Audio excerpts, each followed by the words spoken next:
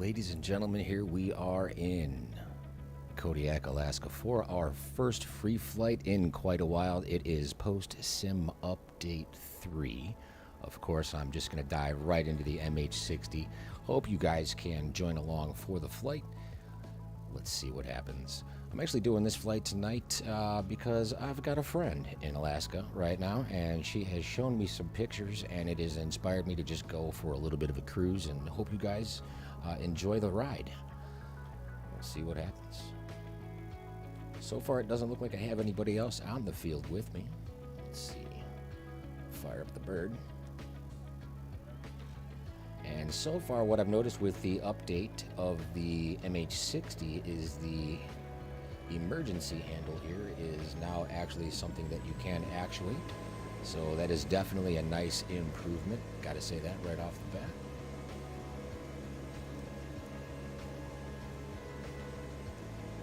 Everything seems to be running extremely smoothly. I have taken this for a flight since installing the update of the aircraft, and the flight model itself has been corrected quite a bit when it's coming to like the input from the cyclic.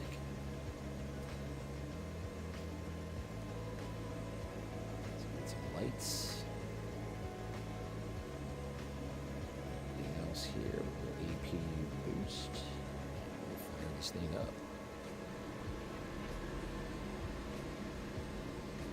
Once again, a great big shout out to Icarus for asking the questions, enjoying the content. If you didn't know, I did post 50 free missions, and that video got flagged by my music provider, which I am no longer in affiliation with. So I've decided to put that link in the video description today. Again, those free missions are available in a link in the description of today's video.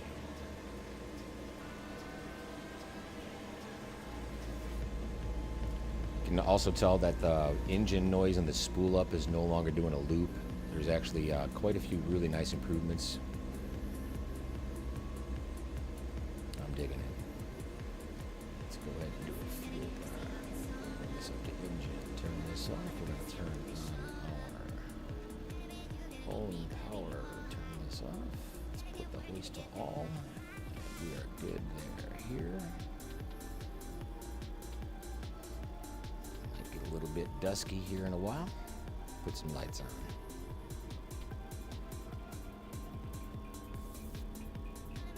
What kind of message we have here? Crew change or end of operation. For crew change, insert a new. Okay. Thank you very much. Appreciate you.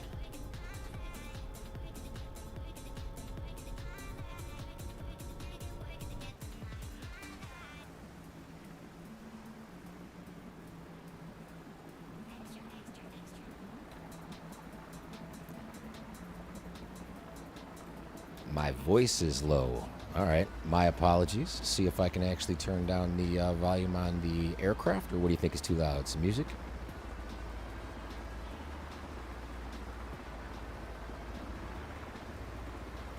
Hopefully that's a little bit better.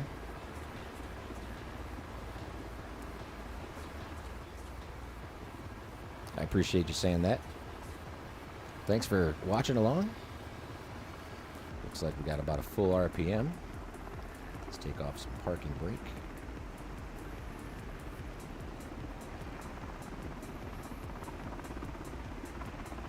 Get this potty started. My pleasure, my man. Appreciate it. Are you flying the MH60 yet? The model of this aircraft right now is spectacular.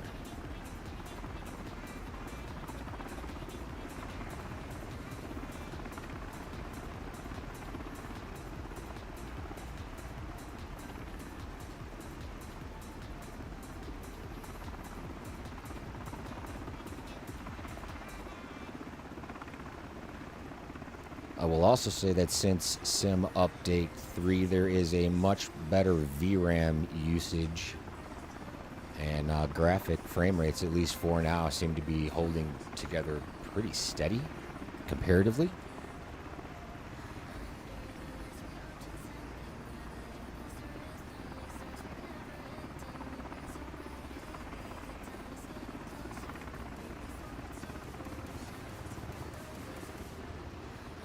The update has done wonders for this thing.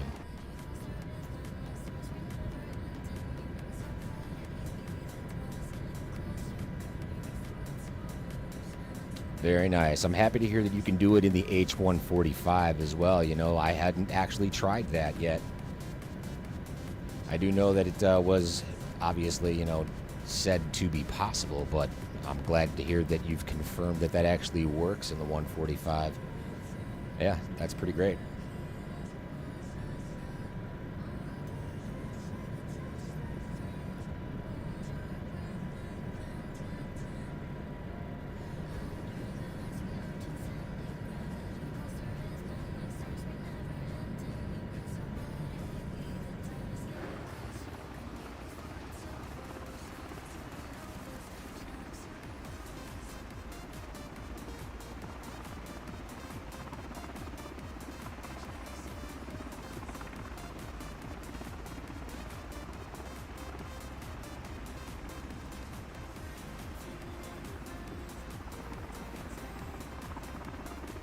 And so far the stability with SU3 is extremely good. I have not dived into the career mode yet to see what, if anything, significant has changed there in the way of helicopters, which of course I highly doubt. Which is obviously why I'm still here and now what is my now favorite helicopter.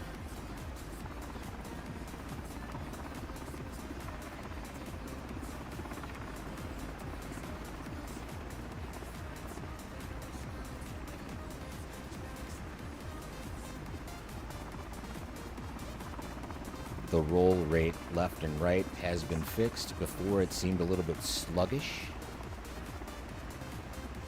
to where now it's almost a little bit unrealistic, but realistic in the same way. At least much better.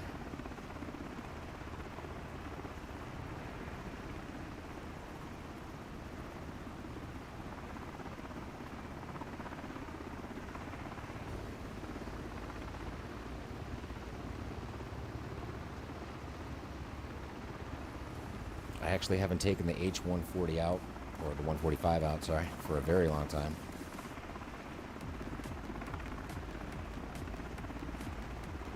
That one started to feel a little bit blocky. The controllability of this is absolutely incredible. I've heard some really great reviews from a lot of pilots who've flown it.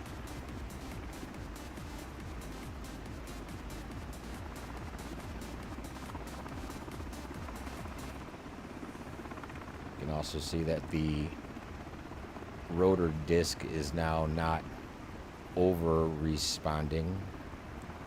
That had a lot of give to it prior.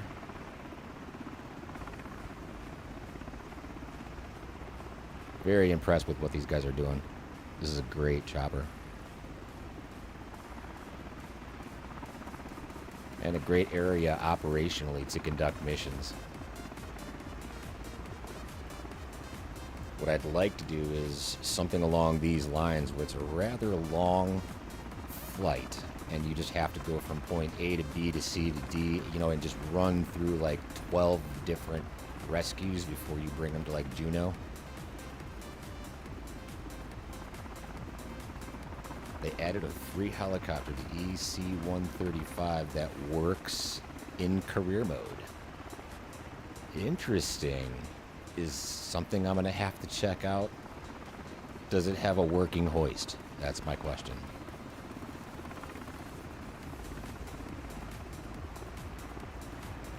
Because being able to come up here and make sure that you can use your hoist inside of these things is it's a lot of fun, you know what I mean? If I had put together a mission with this right now, I could pick up a passenger on like the side of the cliff or something like that and then just keep moving along.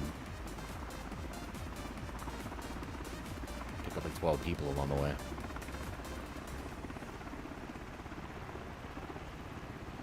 Have you tried the 135 in career mode yet?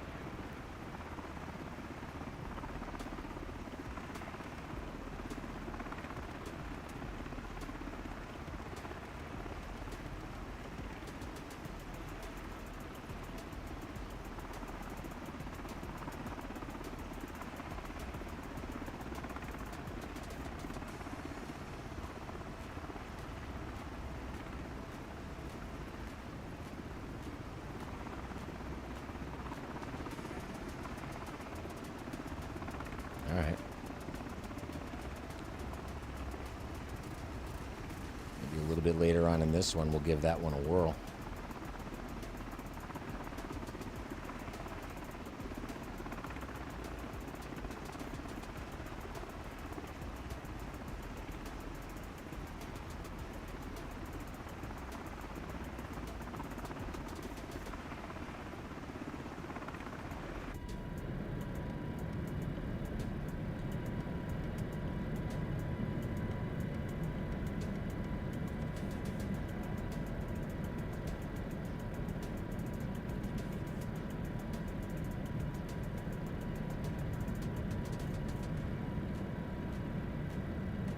You know, Magic Norm, I actually agree with you. There's things about it that are okay, and things about it that need a lot of work. So right now it's a pretty frustrating situation that career mode is just not what it needs to be.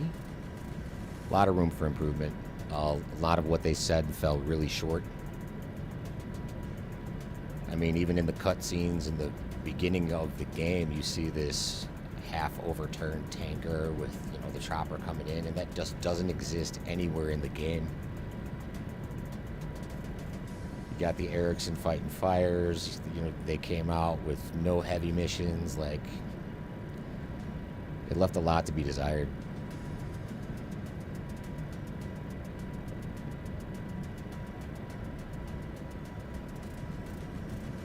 This thing, on the other hand,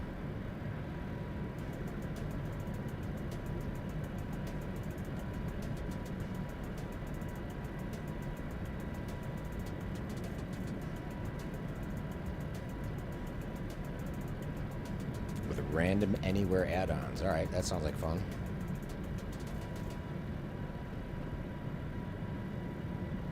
Which is why I'm going to keep making missions for this mission hub. I have 50 available now, but hopefully we'll be up to 100 pretty soon. And I'm just going to keep that library growing.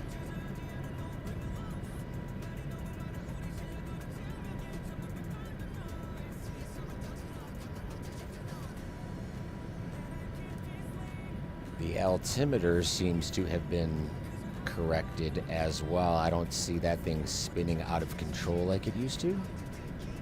I think flying this in poor conditions after this update is going to be a little bit easier, especially when you start to incorporate FLIR.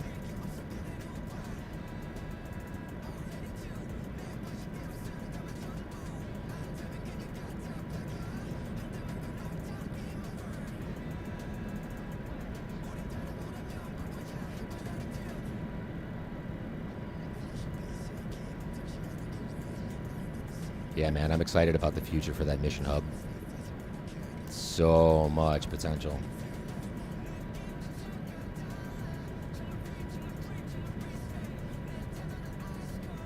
I'd like to see the boats show up in the FLIR. That's just another wish list item. It's a landing platform. You would think that that would actually appear in the FLIR. Especially when they even make it your spawn point. That should be a visible object.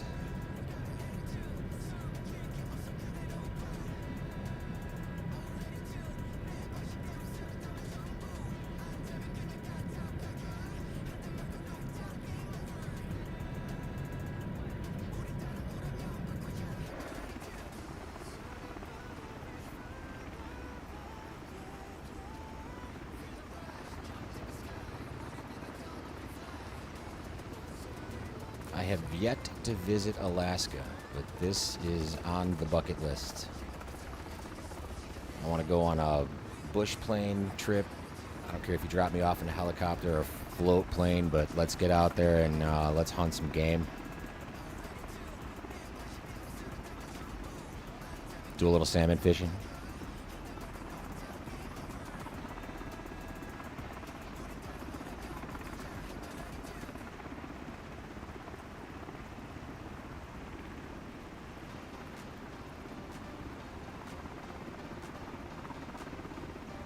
Yes, that is what I've heard. Mission update will be updated soon. Looking forward to that as well.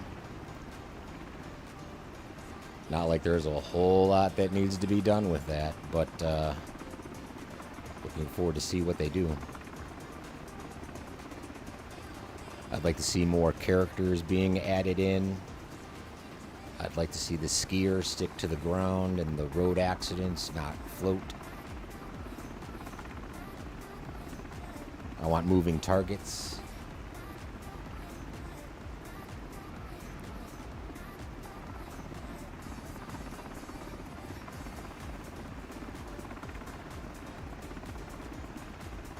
I haven't tried the submarine hunting yet, but technically that's sort of the same thing, right? I'm not sure if any of you guys have tried the sub-hunting missions. Are those moving objects in the water?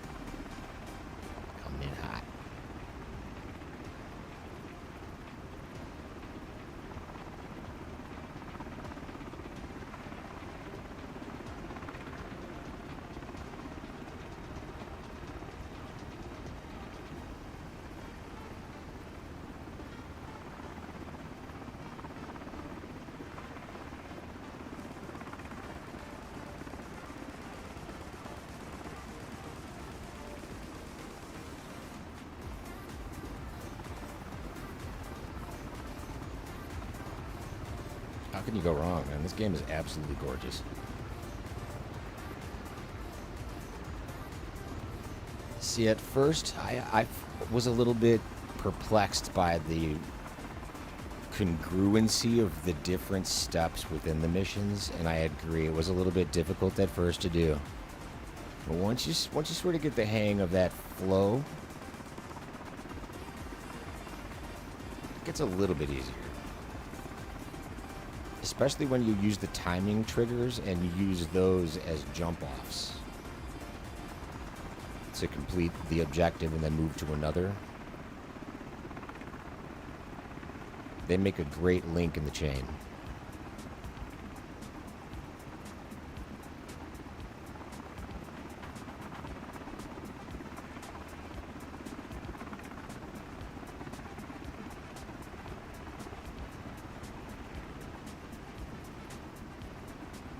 I would like to be able to push a mission or two to fuel capacity.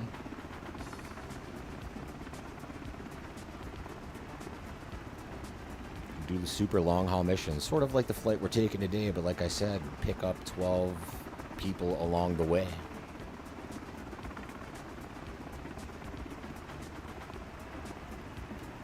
I don't know if there's a limit. I mean, why would there be? Would somebody code that in there? And I hope not.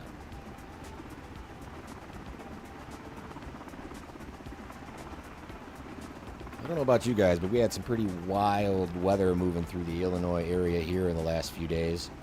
Quite a few trees down. My father's car took a branch to the windshield. A little damage on the roof. It was an interesting couple of days.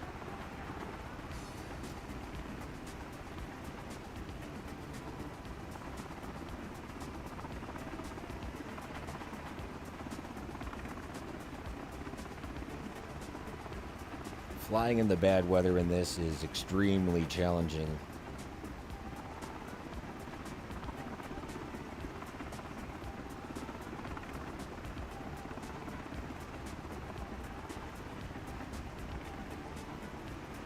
So a long-haul mission where there's scattered but intense storms. Because that's the way the Alaskan weather really is. It changes from one side of the island to the other. Whereas we don't really kind of get that true randomness with the weather. At least it doesn't seem like it. Even with live weather on.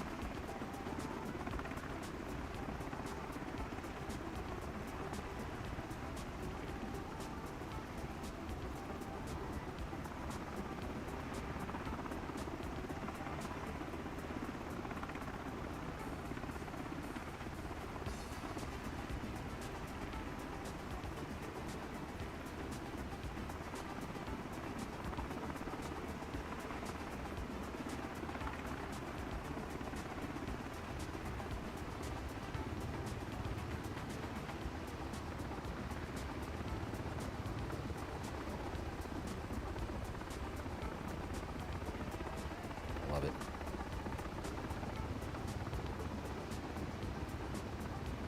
Somebody back there can't read the name tag.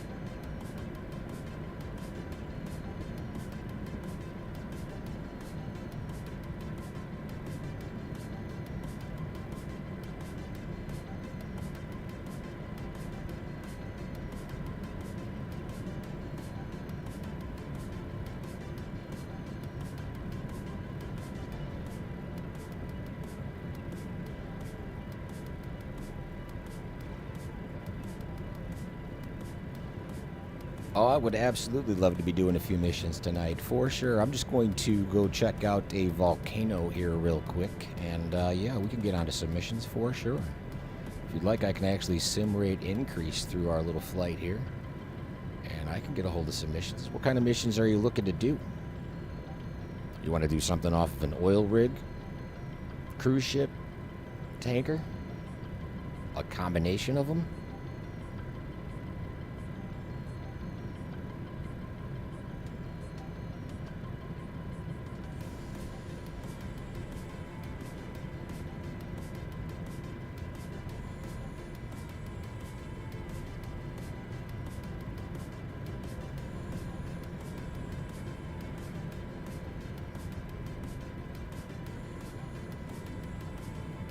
Pick your poison.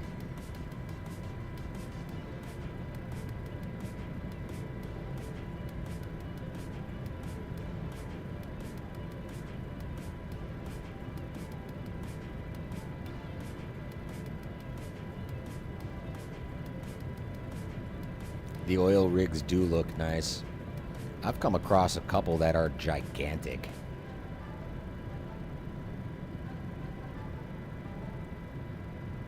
Several helipads on them, but they're actually like on a coastline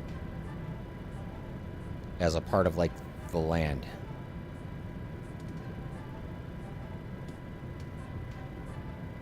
Sort of at a dock, I guess you could say. I wonder if I still remember that ICAO. I think that was rig 196. October Lima 196. It's gigantic.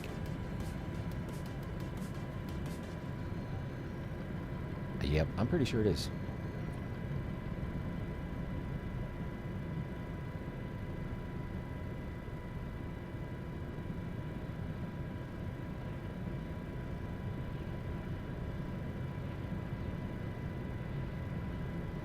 I got an idea.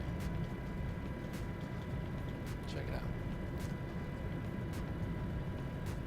So here's what we're going to do. Viewer discretion is advised. We're going to create a mission. We'll just stop it right there, right? This one's for you, Magic Norm. We got you. So let's see, first of all.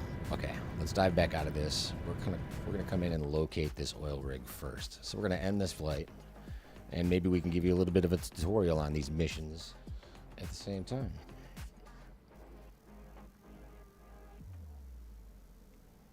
So our departure was October Lima 196.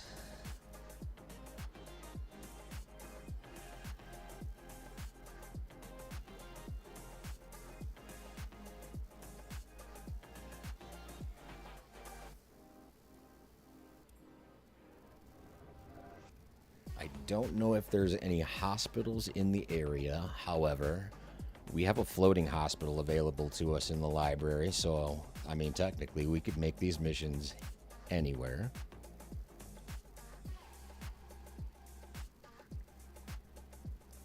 I found a few little tricks getting around doing certain types of missions, like if you want to pick up a passenger on a boat, how you would make that happen. Oh, Delma at night. Nope, we're not going to do this at night, even though these things look fantastic at night. As you can see this thing loading in here. Yeah. I mean, I want you down on the ground there for a minute. Put the parking brake on, flashlight off. Let's look at the overhead here for a second. Bring our world to light. We'll start with that. We'll also bring up a little bit of daytime so we can see what we're doing. Come out of that, and then we will dive in. So, here we are.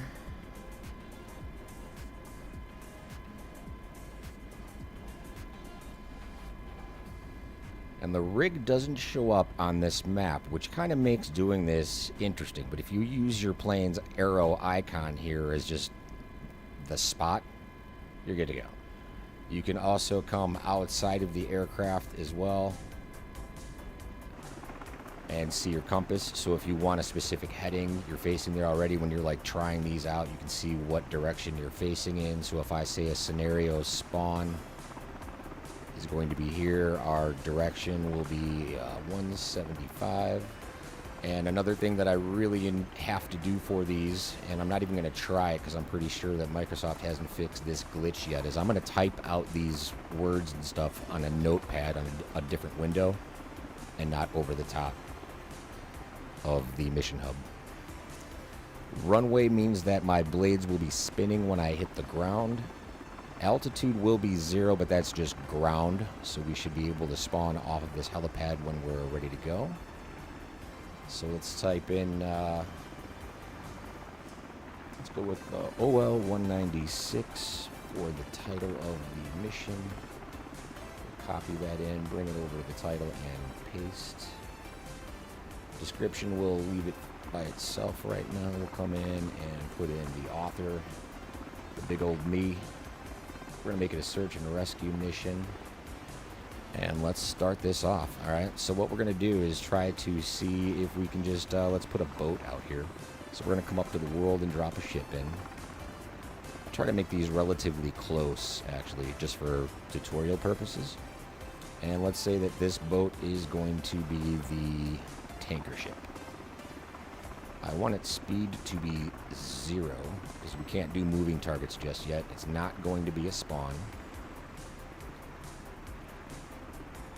Have I tried to pop out the window or anything? No, I have not tried that yet. I'm sure it might work.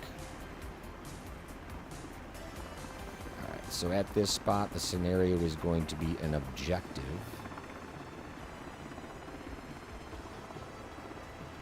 Rescue the victim.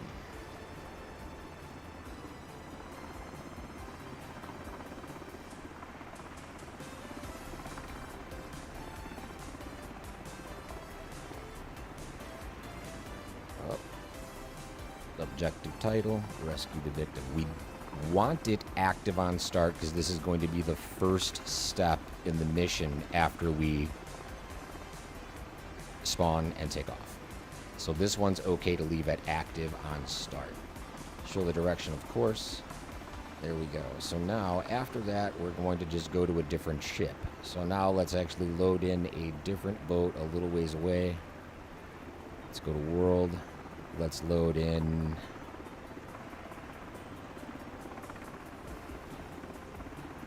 Let's load in the Ticonderoga. She is also going to be standing still, and we'll drop an objective here as well.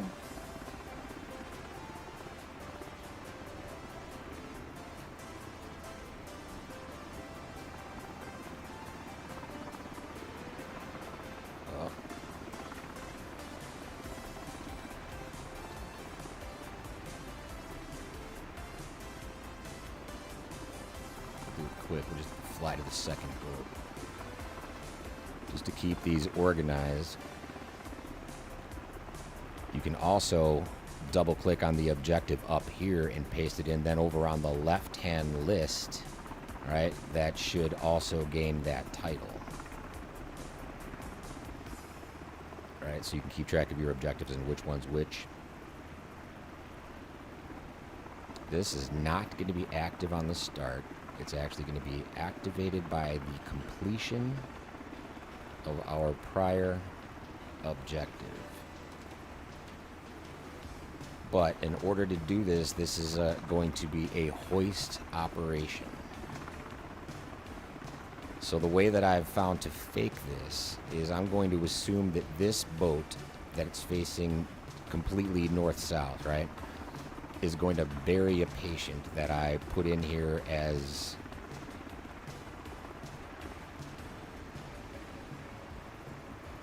search and rescue, but I'm going to put him in as a skier, and we're going to leave this to 0, take the flare off, and we'll call that good. So then once we do that, we're going to put a trigger in. And this one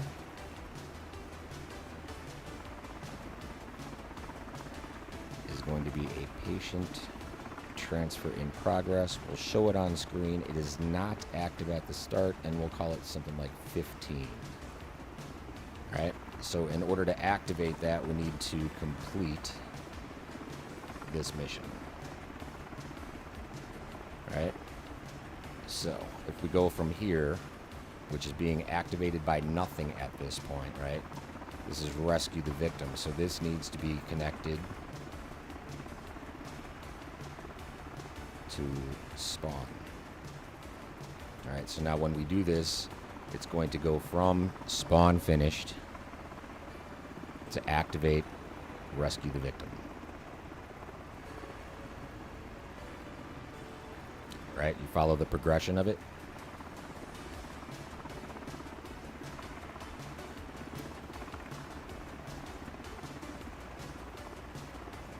And then there's the timer.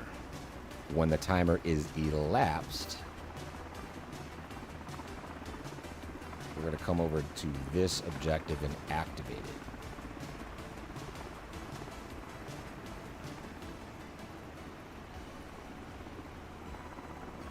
Now this boat should be something that I can land on. So what I'm going to do is come over here and actually do a landing trigger. But I'm going to kind of expand this window a little bit. Instead of 200, I'm going to give myself a radius of like, I don't know, 1,000. Just because I want my trigger to be available in all of that space, because I'm not sure exactly where the landing pad is on the Ticonderoga. So we'll go there. The landing, again, I do not want it active on the... actually, sure. Landing on the start is fine because I'm nowhere near it. Right? It'll just always be active. So it doesn't need a connection here. It's just going to automatically be available when you start the mission. If you don't have a landing trigger there, it's not going to recognize that you've actually conducted a landing. So after we land, we're going to do another trigger of a timer. And we'll do another patient transfer in progress. So we'll label this one patient, show it on screen. We'll do it for another 15, and we will make this active when we land. This objective of fly to the second boat is going to be successful when we land. All right? So then we need to make sure that the activation is here to success. successful landing. Hopefully I didn't do that too quickly, and hopefully it works. Because I can't tell you how many times I've had to go back and correct these missions after I'm like sure that I've done it right. So now we want to do something else after this, but we don't have anything else really set up right now. So let's see if we can't bring it back and return to base. We'll put an RTB in, we'll add another scenario, objective, and we'll just call this return to base.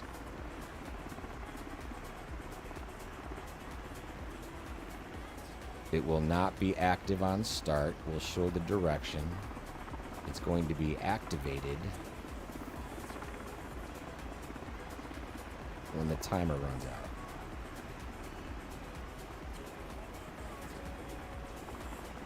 Wrong timer. Hold on. So we don't want time elapsed. We want this one to be deleted. All right, let's try that again.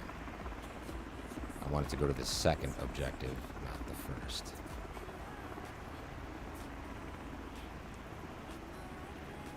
It's going to activate this way.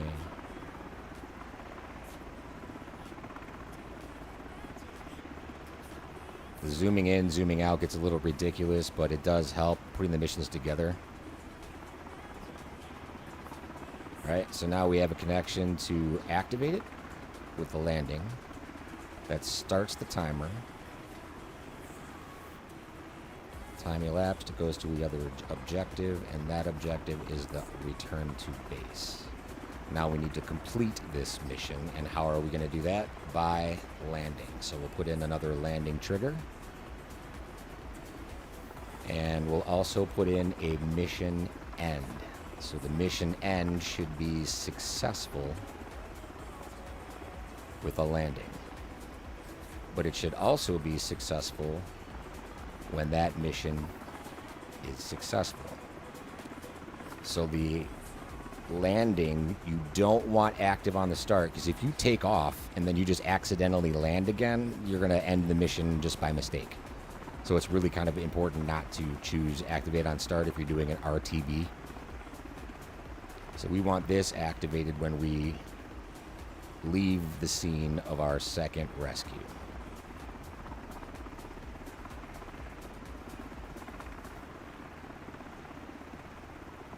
And that will be here, successful.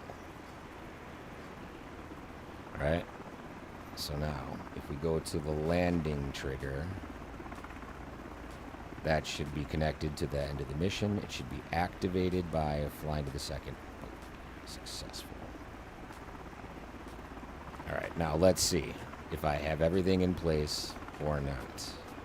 The spawn is happening here. The landing is all connected. Everything, in my opinion, and I could be wrong on this, but let's go ahead and give it a whirl. It's close to the base. And again, we're just going to call this one the name of the rig. And we'll hit save.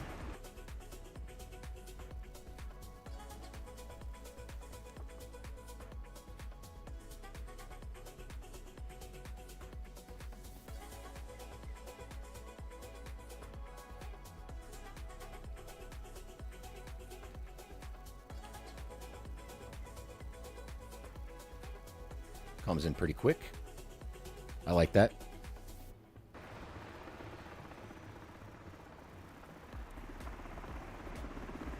Alright, it has the search and rescue flag in the upper right hand corner as well as rescue the victim. There are two separate objectives here. One's an objective and one's a search and rescue. But this rig, let's see if we can't come way out.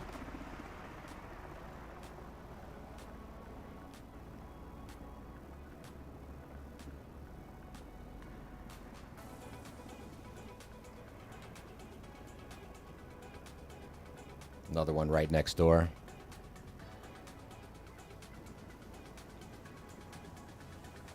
I mean, this thing's a full-on facility.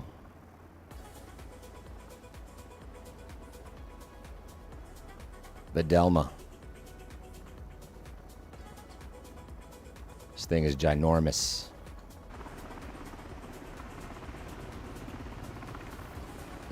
So we're going to come up, spin this around to a direction of 278. You can actually see the ship over there on the horizon. And you can even see the secondary ship just to the right of that. Ticonderoga. Let's go ahead and just do a little sim rate.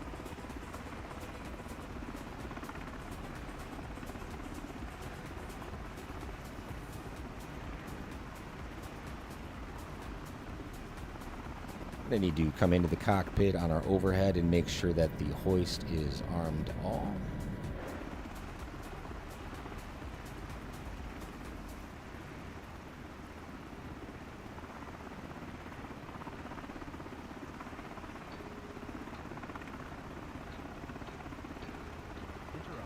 So now, if with the update, I'm not sure if anything with this was fixed, but a lot of times when you did these rescues like this, the skier would be off the ground and just an X. So I'm just going to try to go off of the direction here. Now, the one that I put up earlier, I was able to put directly underneath the helipad. So when you come up to the ship, what you had to do is actually drop your basket directly on the helipad.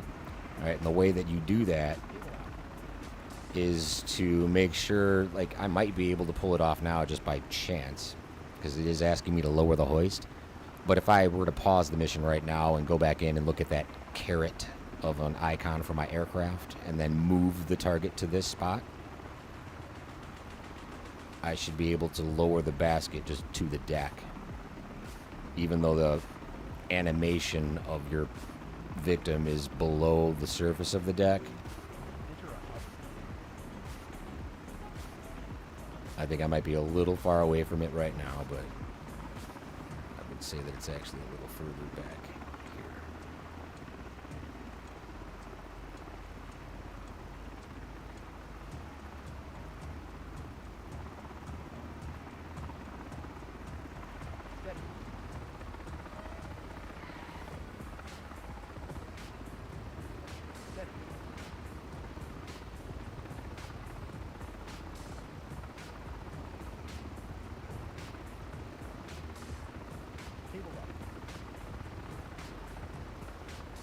She's so stable. We are getting the progression of the mission properly at this point. Let's see if the rescue the victim goes away at the same time. We're transferring a patient.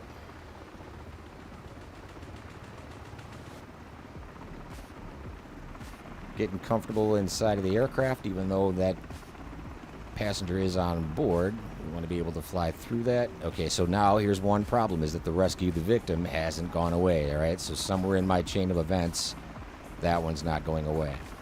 But it does bring up the secondary mission. So, all right, we know that there's one issue within the progression of the mission. One issue. Which shouldn't be that hard to figure out, because it's just finding a way to call that mission successful.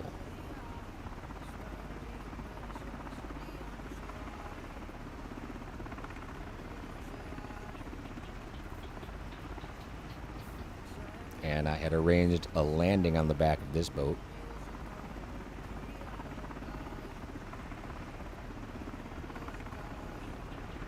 You can do running landings on these if you just make sure that your landing area is large enough.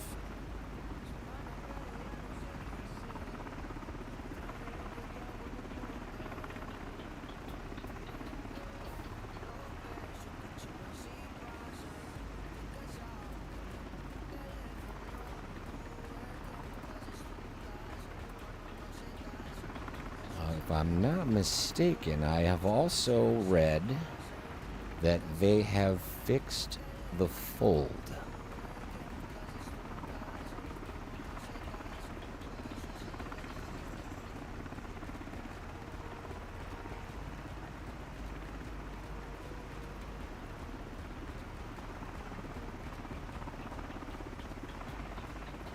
All right, we do get flight of the second boat confirmation. Patient transfer is in progress. Everything so far seems to be going along swimmingly with this one.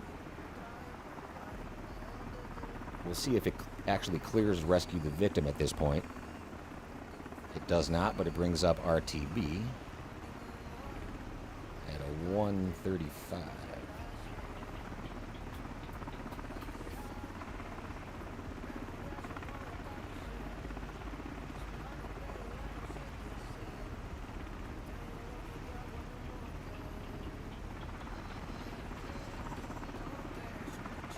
Coming back into the belly of the beast.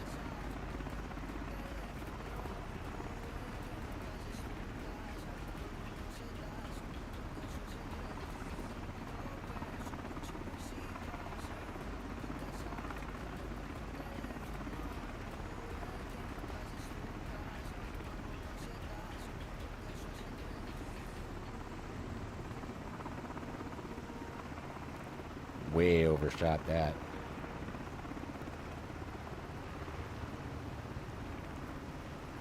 Coming into this, the graphics actually took a hit and went all the way down to 32.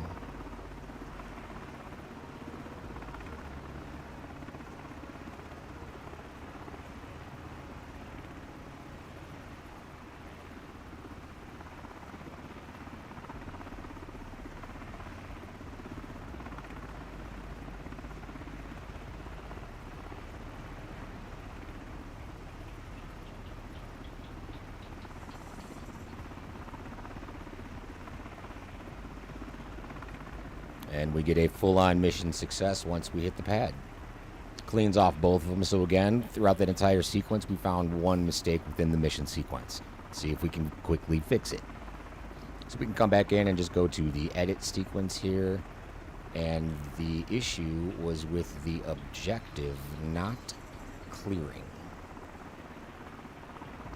Fly to the success. So if I add another connection here to the timer being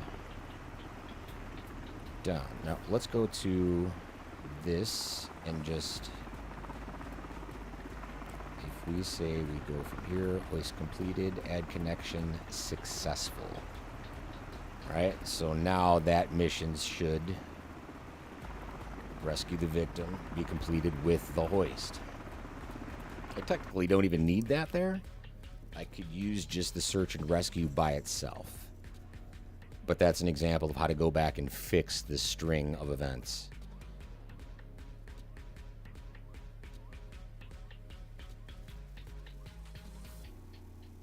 Hope that helps, Magicorn.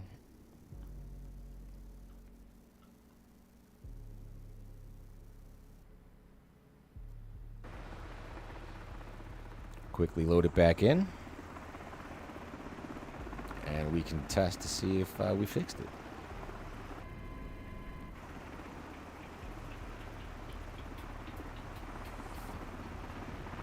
Oh, my pleasure, man. Happy to help.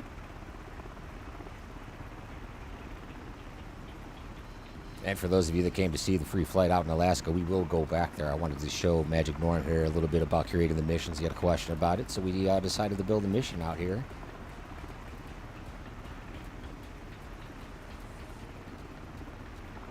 Test it out. And see if our corrections have done the trick. Slow it down. We'll get back inside the overhead. Make sure our panel is normal. Let's try to see if we can't pull this one off from just right inside here.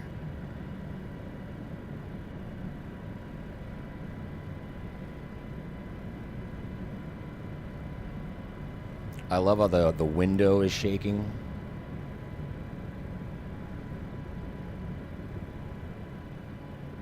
I don't know if you can see the hole there on the windscreen of my door, but there's an animation of that thing shaking, which is pretty great.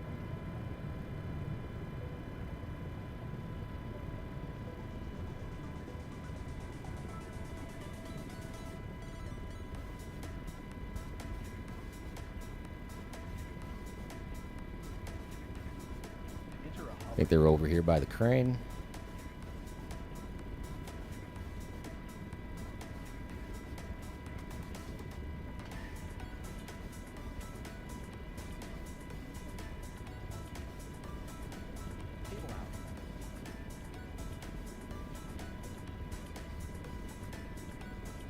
Drop it down.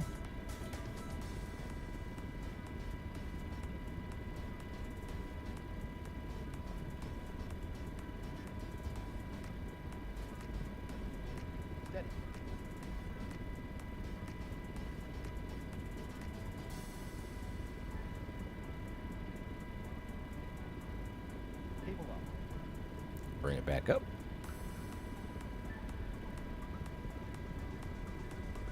Go ahead and start to go up and back and right. And there we go. We get the success of rescue the victim, rescue completed. All of those mission progressions are now happening properly. Just like that, we get the patient transfer in progress, still happening. Bingo. Just like that.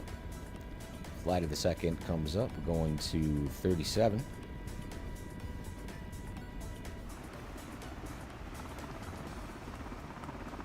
Speed that up.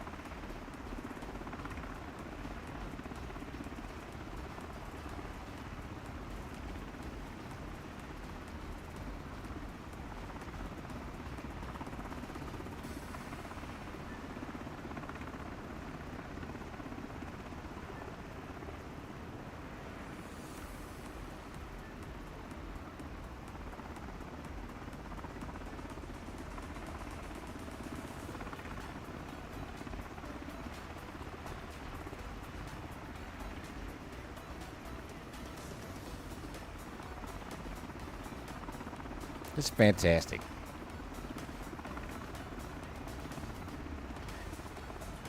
The progression of Microsoft Flight Simulator over the years is nothing short of incredible. Dude, I remember flying the very first version of this.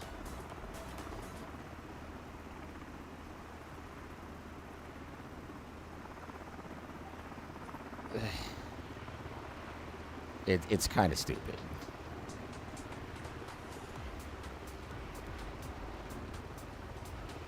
We get the RTB. Everything's running swimmingly, right? Just that one little glitch, and it's fixed. Using the timer switches really do help.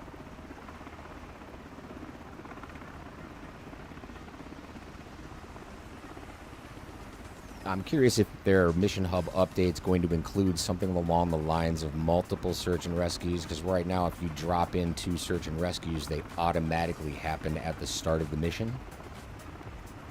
I mean, which isn't really a horrible thing, but I think it takes a little bit more planning.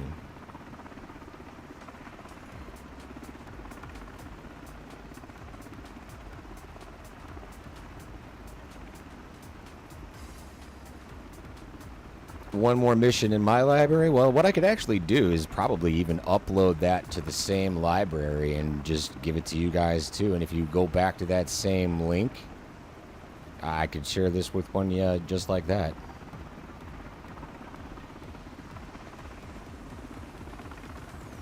Because that's that I could just update that folder with the new mission.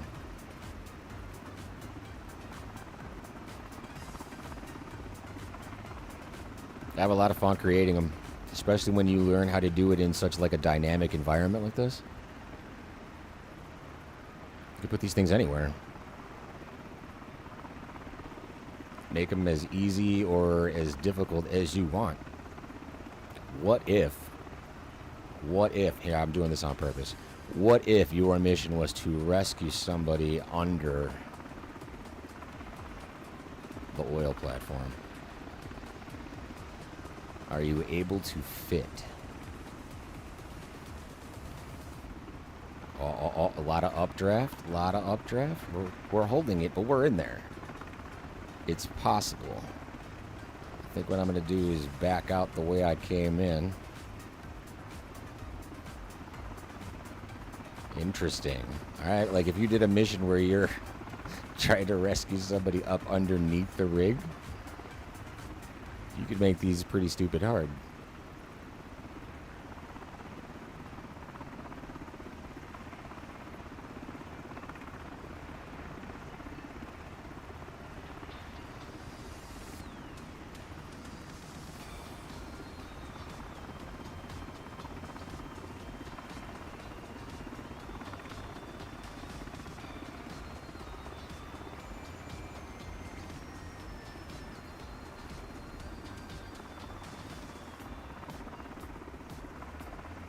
Doesn't get any better, man. This is the only aircraft I have flown since I purchased it. And it is for a reason. As far as, like, if you're a search and rescue enthusiast, you like helicopters, flying in flight sims, I cannot recommend this specific airframe and mission hub enough. It's just an absolute blast. So much fun, right? And every one of these missions is available in that link in the description. Tons and tons of them. I believe it's over 50. It's like 54, 56, something along those lines.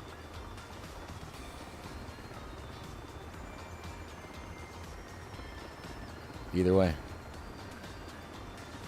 Glad that helped out, Magic. Absolutely fantastic. I'm going to go ahead and end that flight. We're going to get back into Alaska. We're going to go up to the NIN-ICAO code. You're welcome, man. My pleasure. Always a fan of helping people out.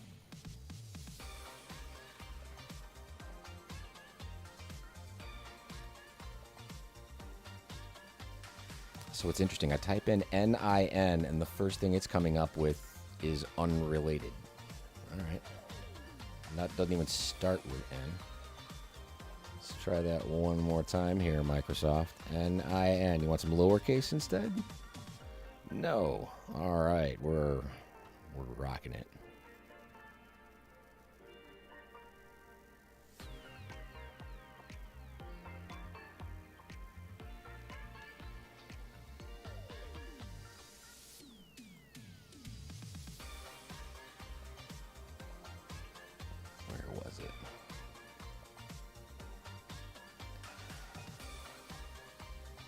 Came off of Kodiak and we were going up this way. NIN should be, well, there it is. We'll set that as departure and just take a ride from there. Thanks for joining along, Magic.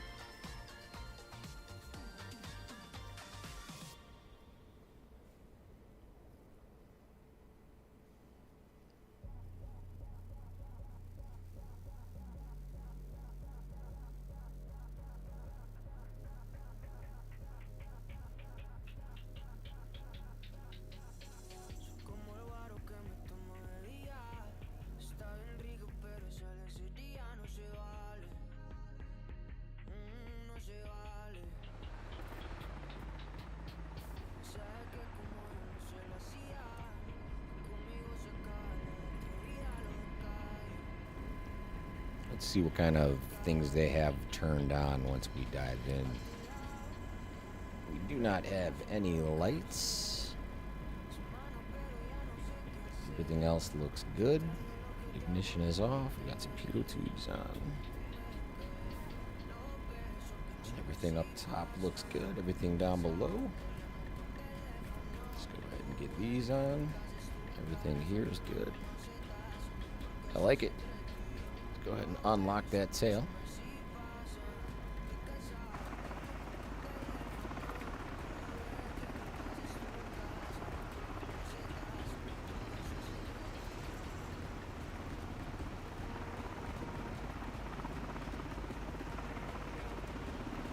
I love this thing. November, India, November. Coming out of Alaska.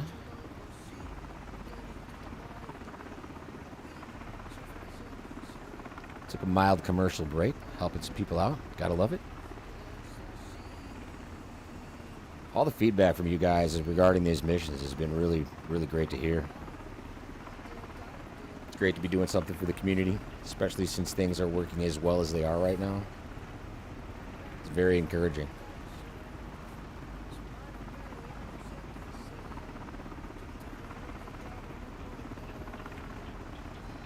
Check them out in the description. Once again, if you guys are just joining along, there's 50 free missions available in a link down below.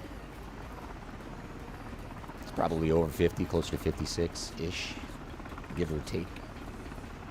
The mission we did just create, I will drop in there before the end of the evening.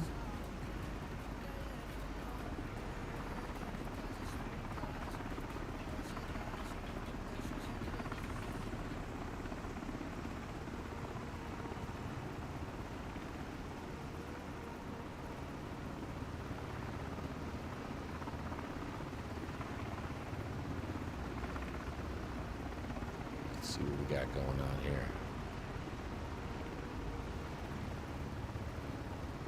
Let's sexy this up a little bit.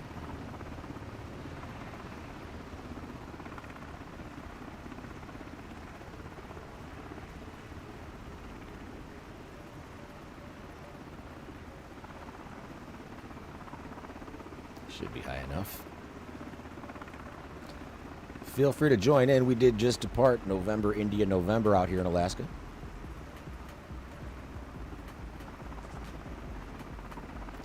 Headed to a local volcano.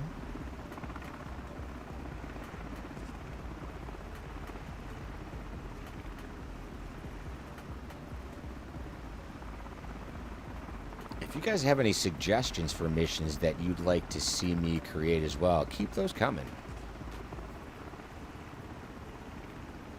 If you want to see those long-range missions where there's, 5 or 6 different objectives before you even return to base, let me know.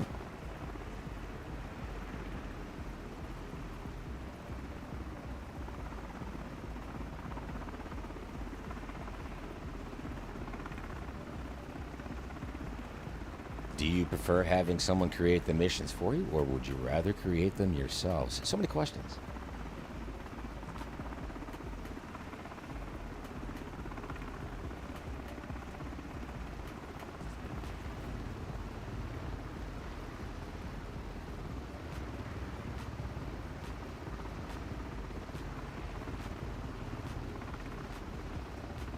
Huddle down.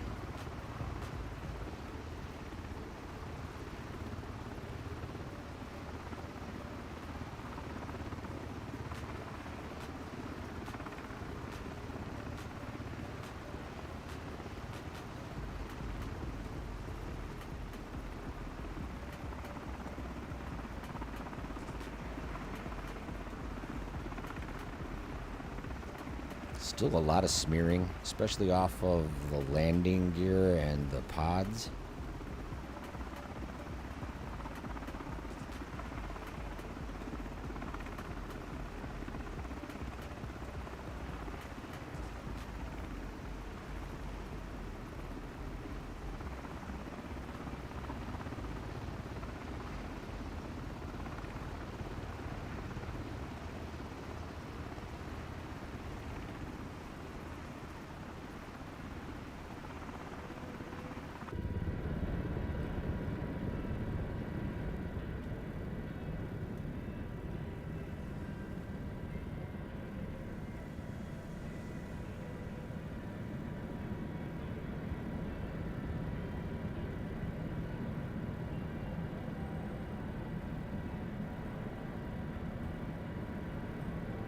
This thing's clean.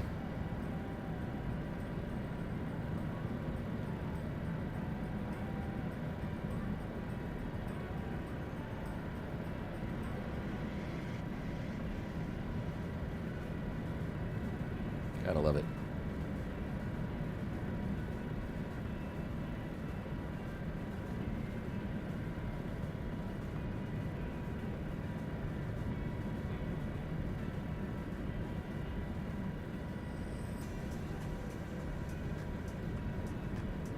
I didn't see anything in the release notes regarding the autopilot.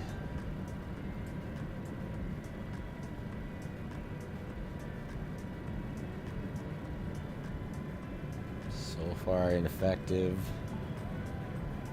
Completely ineffective. It did glitch once I turned the pilot on. Oh, it's not holding it. Got a couple of green lights. She's not holding.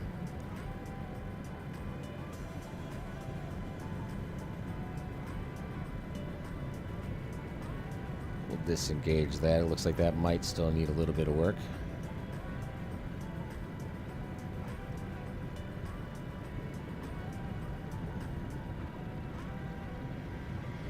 Crawling up into the crowd.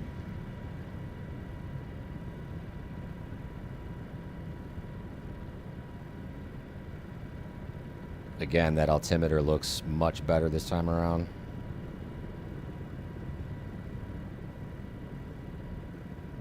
Alright, Start a little bit of a dive.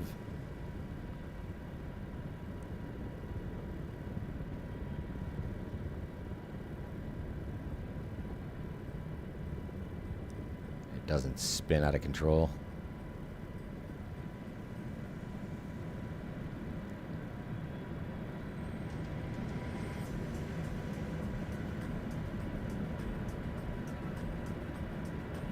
I think based off of that, some of these poor condition missions are possible.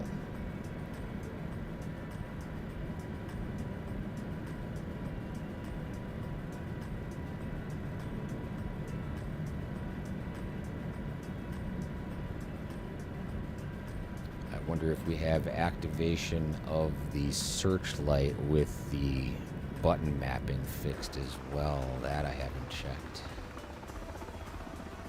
The searchlight seems like it's on already. Wait a minute. Did I just see those dropping down?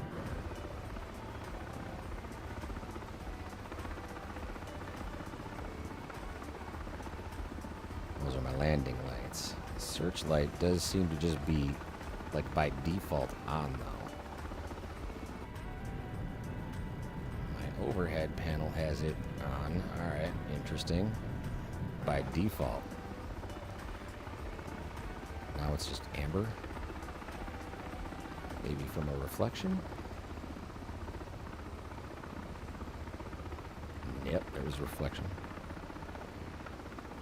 Have I tried the other Miltech products like Super Carrier Pro? Absolutely, yes, I have. Right here.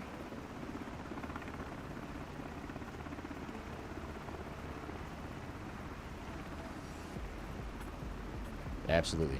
Miltech is a solid brand, my friend. Highly recommended.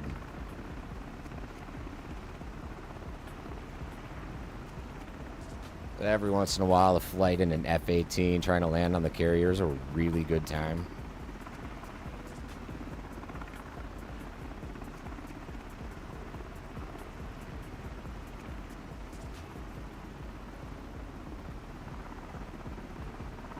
Folding up an Osprey and driving it under the deck is also pretty amazing. But I only did that in 2020. I have not yet seen that done in 24. I honestly don't even think I have my Osprey anymore. I don't know if I've downloaded that for 24 yet.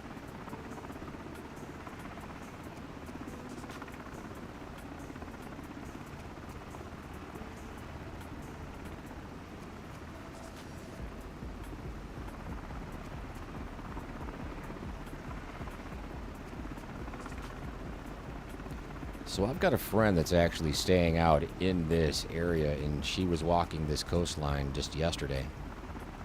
And some of the pictures that she sent back are absolutely spectacular.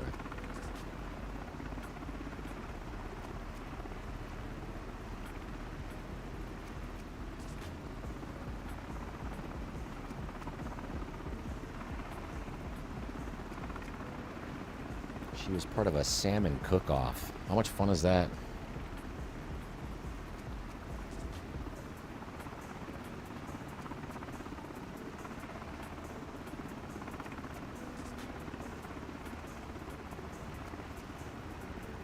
Of course, I had to work, otherwise I probably would have hopped in a suitcase.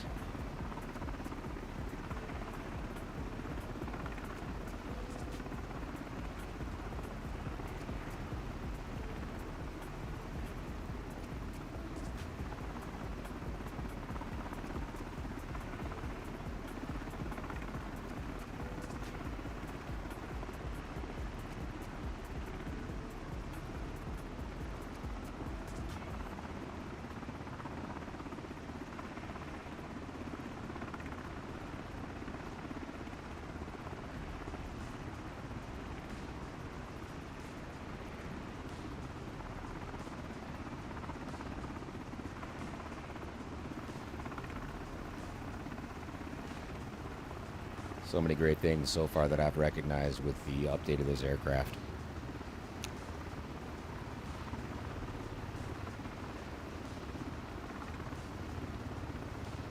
I could literally say that I've been waiting to fly this specific aircraft and these types of missions in this simulator since I was knee-high to a grasshopper.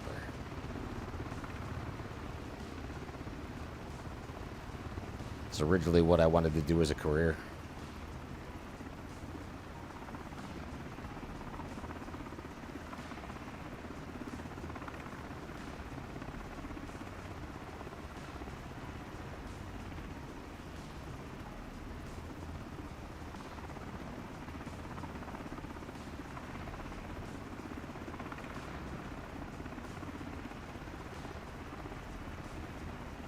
Flying around missions like this gives you some really good ideas of where you could plant new and potentially very challenging missions as well.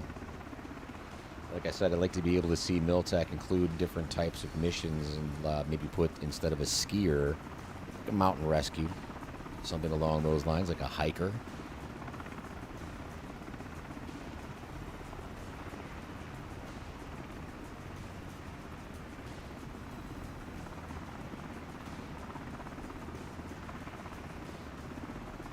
And I'm sure as time goes on, that is going to happen.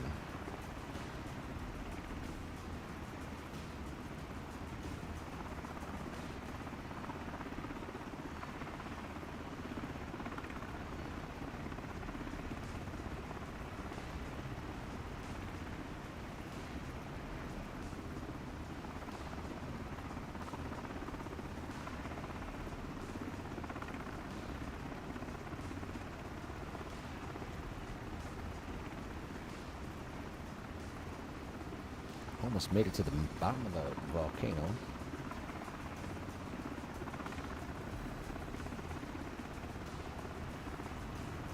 And for the cook-off, she actually wound up going fishing. I believe in catching her own fish before she did this. It was all freshly caught. Looked like a dream trip.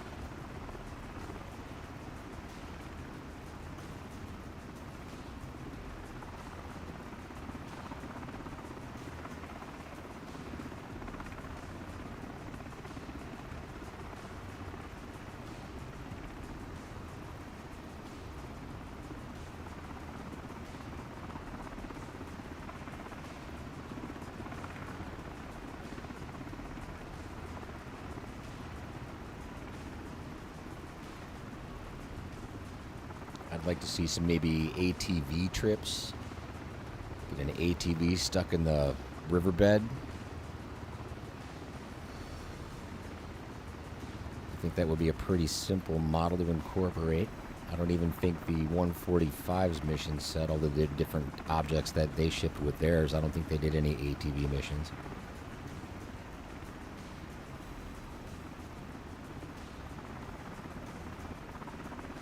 The options are wide open.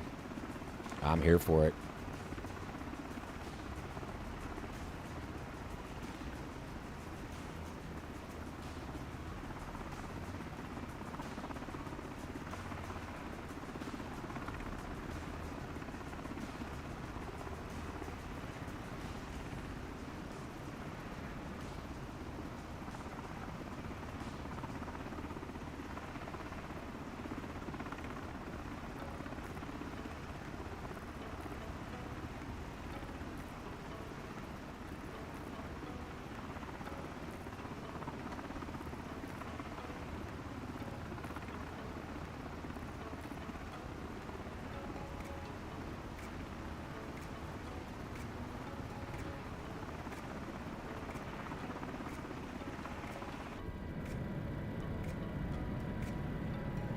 Wow. Hello, view. There you go. Wow.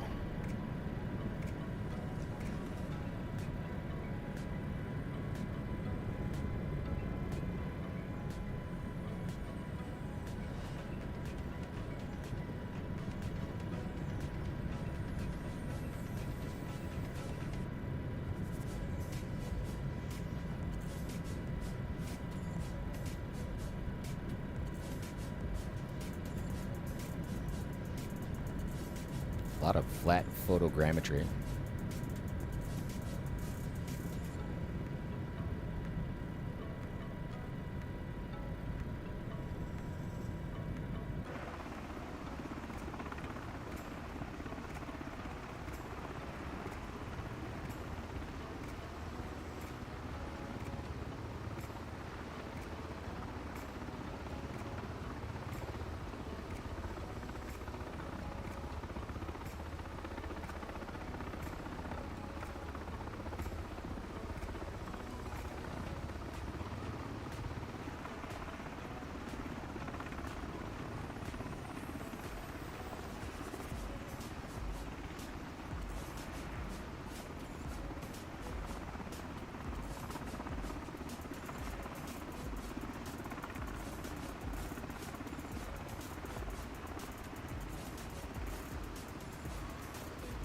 This is a shack on the side of this volcano.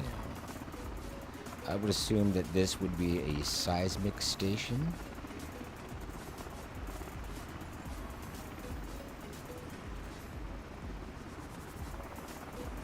Let's see if we can't put the hook in it.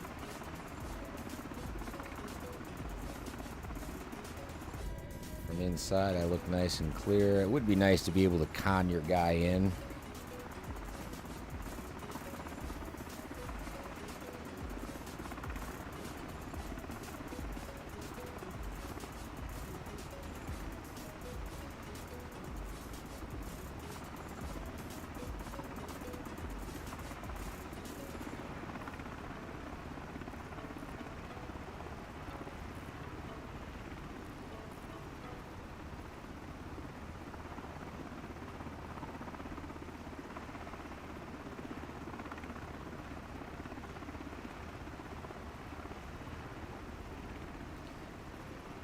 And the basket doesn't deploy on the hook until you're actually in a mission.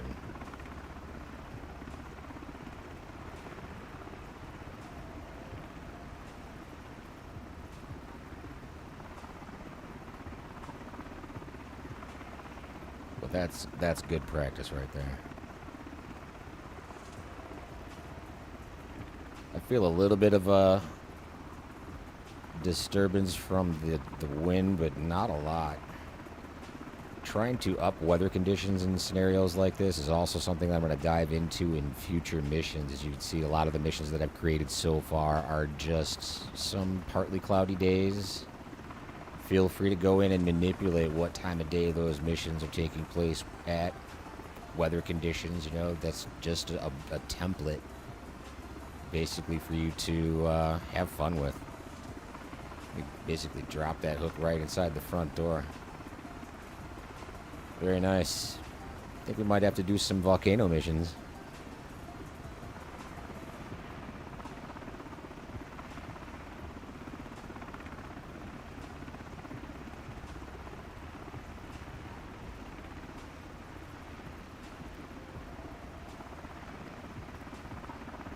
Can start to feel a little bit of a lack of power up at 5,700 feet.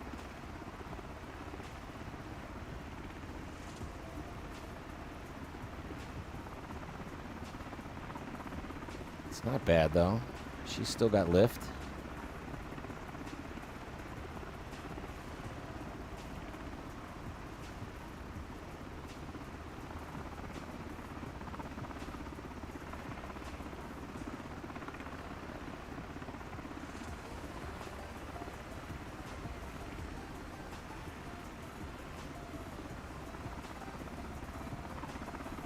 We got Noah's Ark up here? What is this?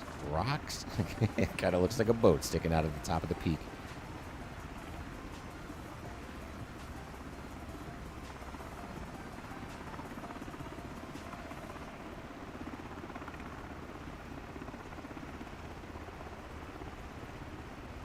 It was just rocks.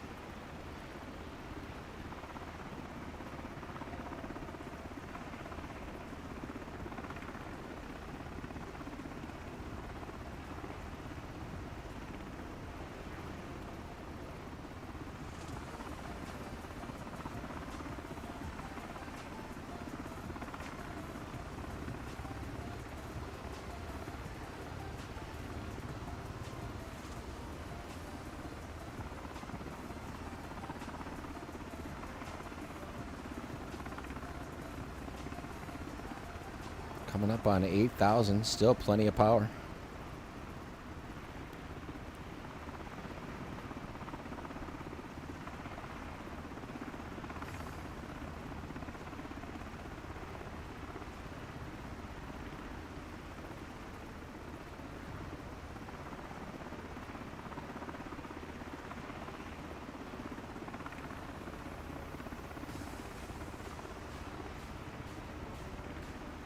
Definitely impacted by some kind of draft here.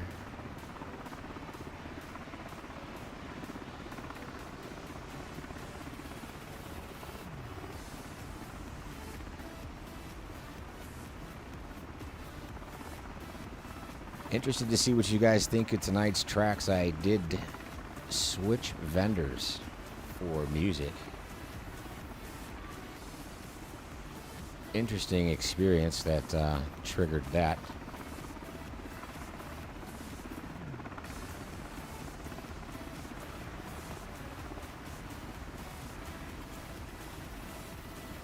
I've actually been with Epidemic Sound now for quite a while. Mystified, good evening, young lady. How are you? It has been a while since I have seen or heard from you. That's absolutely fantastic.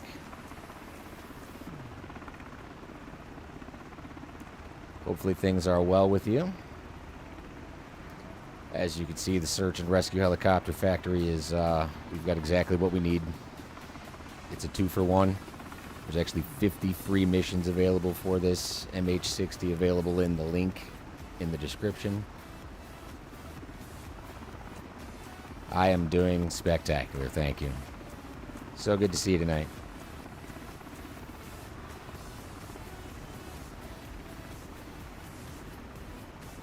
I'd be over at Brett Plays, but I've honestly been just running and creating missions on a norm lately.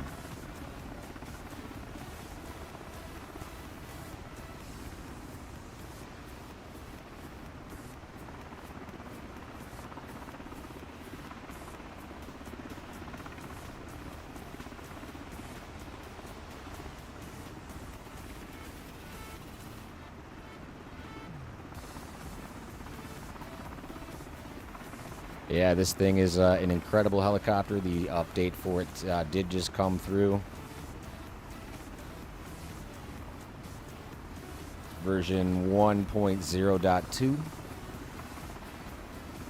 A few minor changes, honestly, but they've made quite a bit of difference in the flight model. Loving every minute of it. Their mission hub is absolutely spectacular. And I think it rivals the HPG 145. I really do. This thing is a heavyweight contender.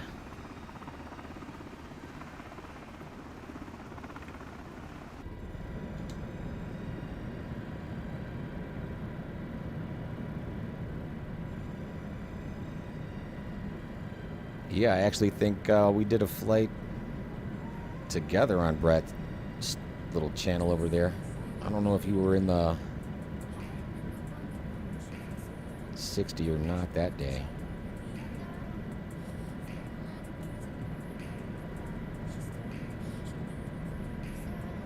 I think that might have been one of the Apache flights, though. And somebody had brought it with.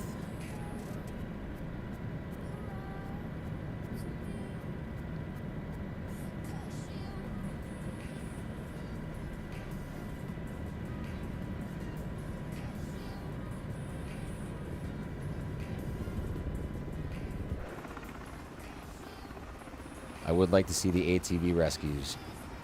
I think that would be a great addition.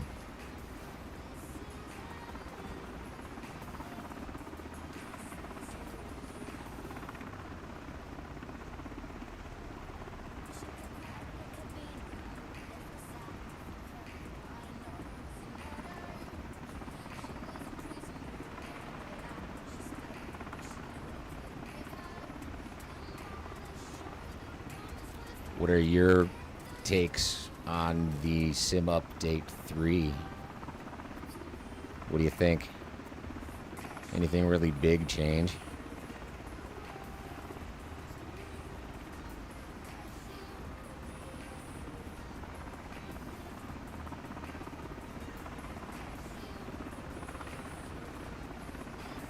You know, honestly, I haven't seen that today. I have not seen that GPU message pop up all day now that you mention it.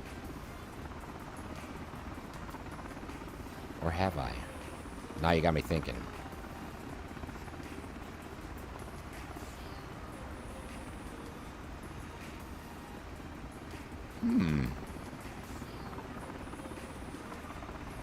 Intriguing, but yeah, I gotta figure that out.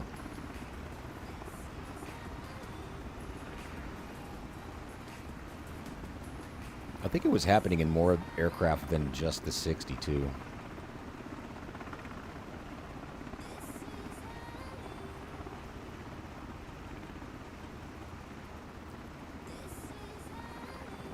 So the stutters you're getting are more like just a giant jump.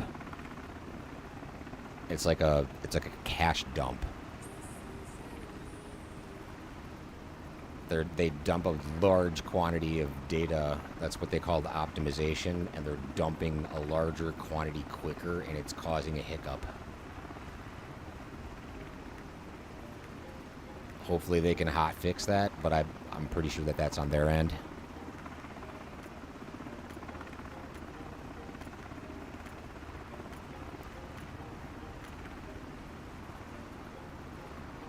Okay. Good to know you don't get it since you had the update. Now, are you talking about the SIM update or the update from Miltech?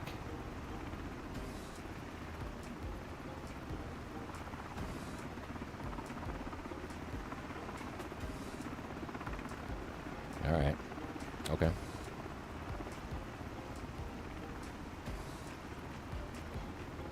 I'm still on a good old-fashioned 2080 Ti.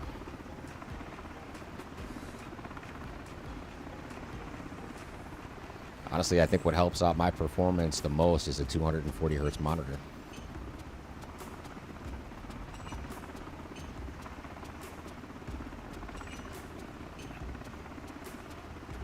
Okay. Good to know.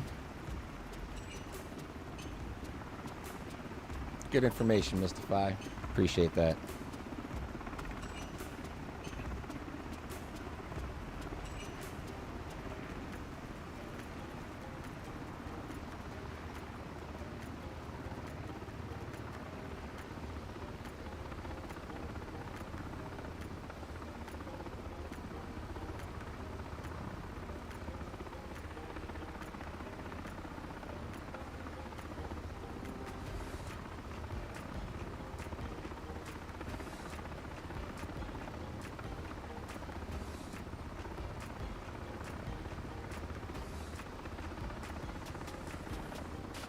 She's really good on fuel, apparently. Sipping gas.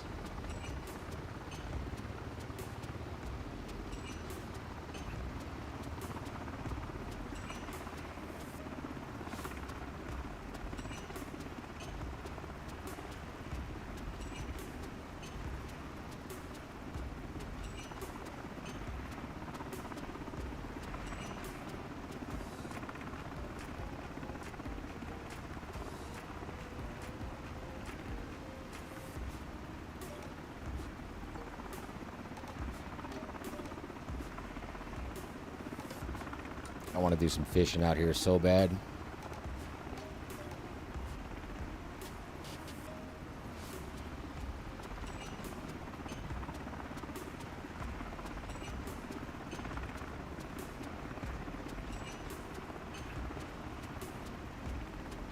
Have you heard about the new announcement from Robinson? Maybe it's not new, maybe it is. I just heard about it, but Robinson's coming out with an 88, I think it is.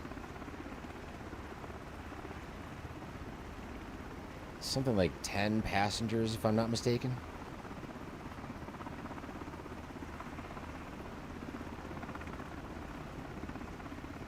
Curious how long it's going to take people to catch on to that model.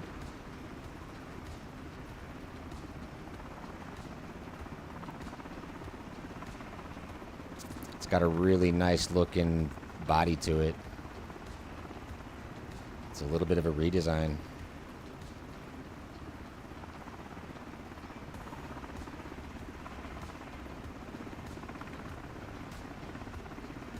Very cool that they're branching out into a larger capacity market. They did so well with the 22 and 44. I think they're gonna sell some record numbers worldwide with that thing.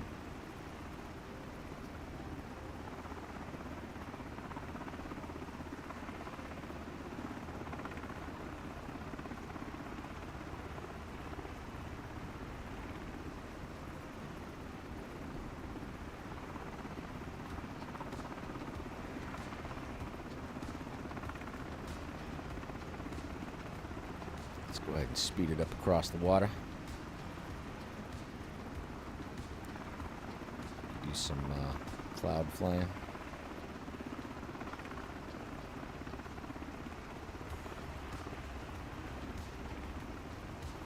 We keep some forward momentum going.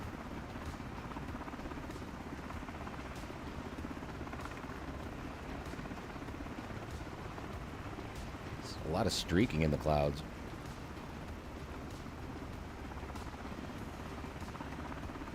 I'm pretty sure I kicked everything back up to Ultra.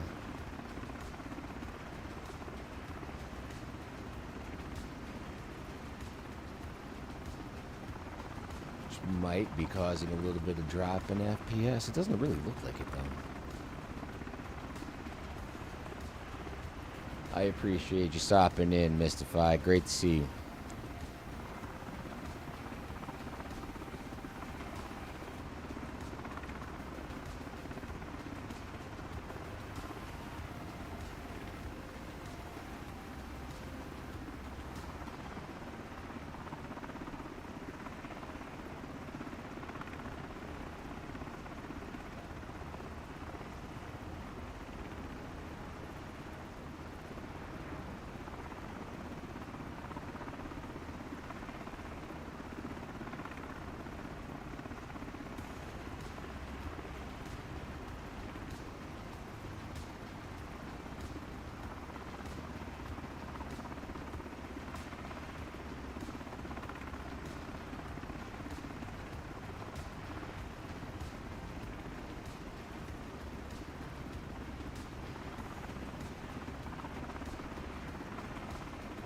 Always great to see old friends.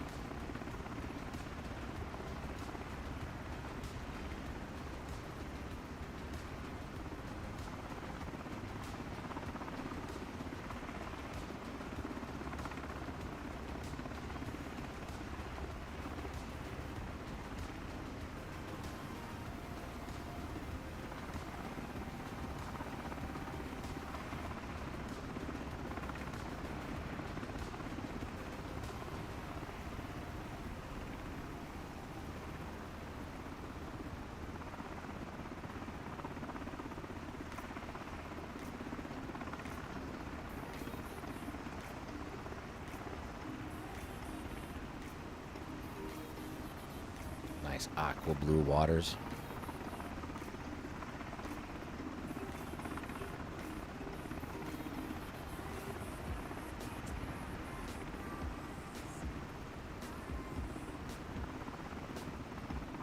It's nearly identical to the photograph that Lynn sent the other day.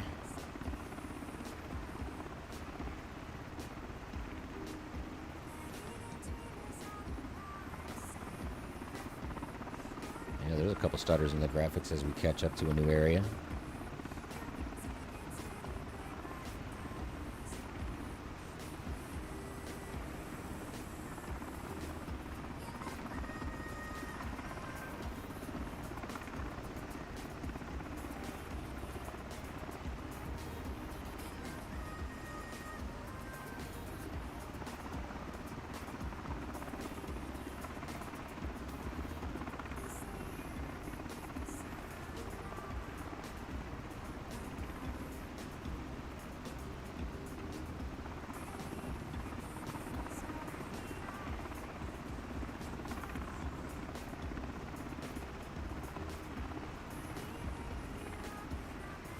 Do some ATV rescues back here all day long.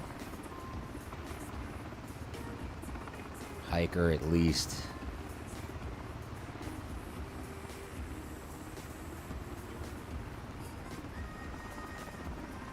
Once we get some snow on the ground. Drop some skiers down.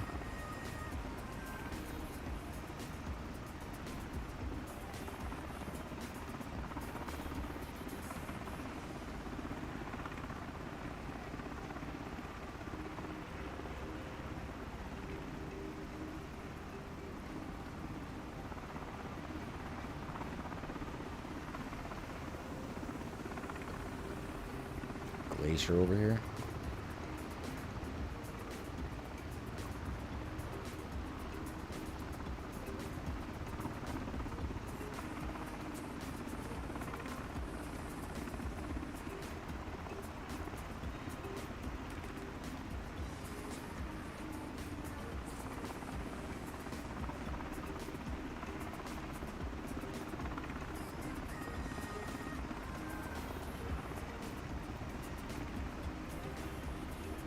That's why I'd like to see the hiker. There's so much opportunity for search and rescue back here.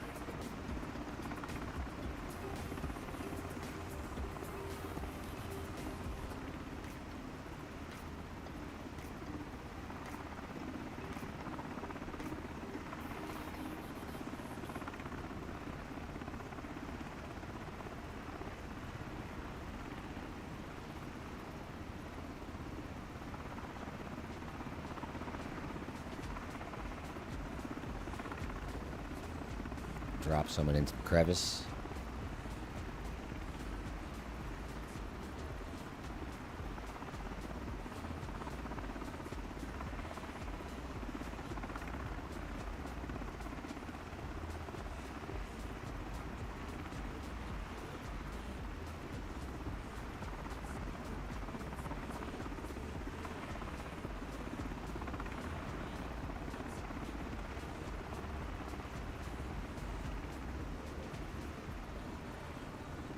I could lose people back here all day long. Plenty of opportunity.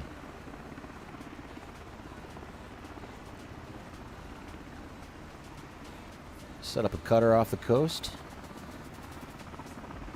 Drop a couple hundred missions in here.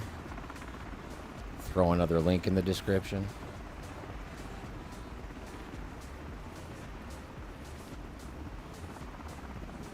Where would you guys like to see some rescues take place? Where do you want your mission sets?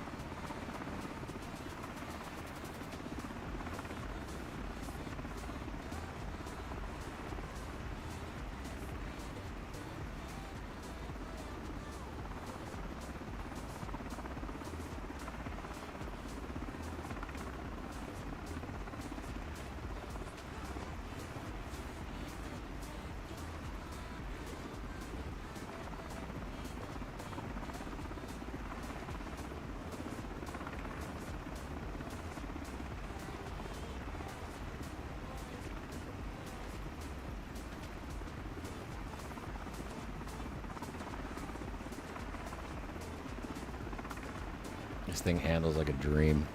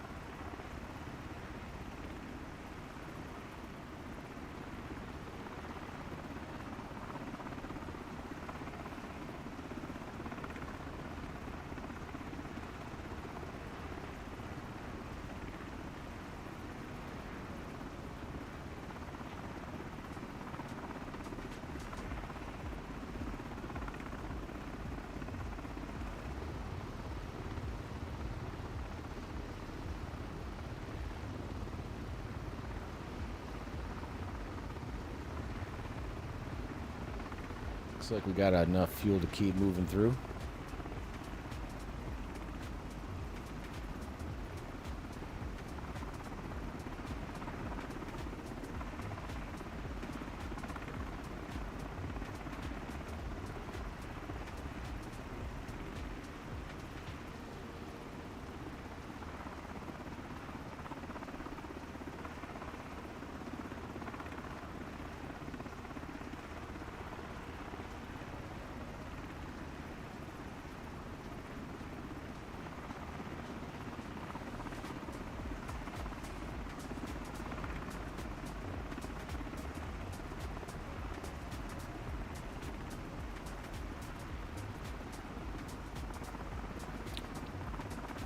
A's or Torheads? No, sir. I did not. YouTube did because of a quote-unquote copyright strike on one of the tracks that I paid to use, and I am waiting for the publisher to clear that copyright strike, and I have since broken ties with that music provider because this is not the first time this has happened, and I do apologize for that. Appreciate you bringing it up. However, on a good note, in the description of this video, you will find a link to those same 50 missions. Still free.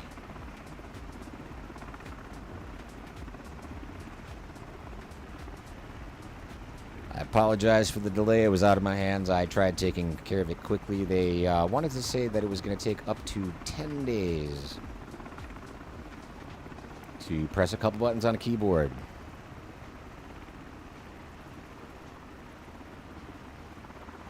Then they told me it would take 2 days to even hear from a supervisor. I'm sorry, what? So, yeah. My pleasure. Absolutely enjoy them. If you have any problems with me, hit me up, let me know. Happy to help you with anything you come across. It should all work pretty well. There's tons of them, and more coming.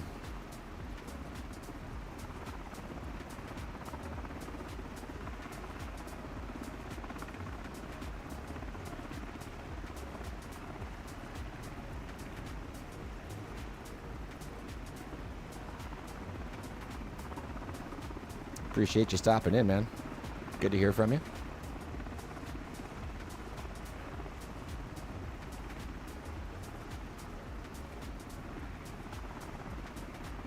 I've been working with this particular music company, Epidemic Sound, now for quite a few years. Proud to have them on board. Don't know why I didn't make that switch earlier.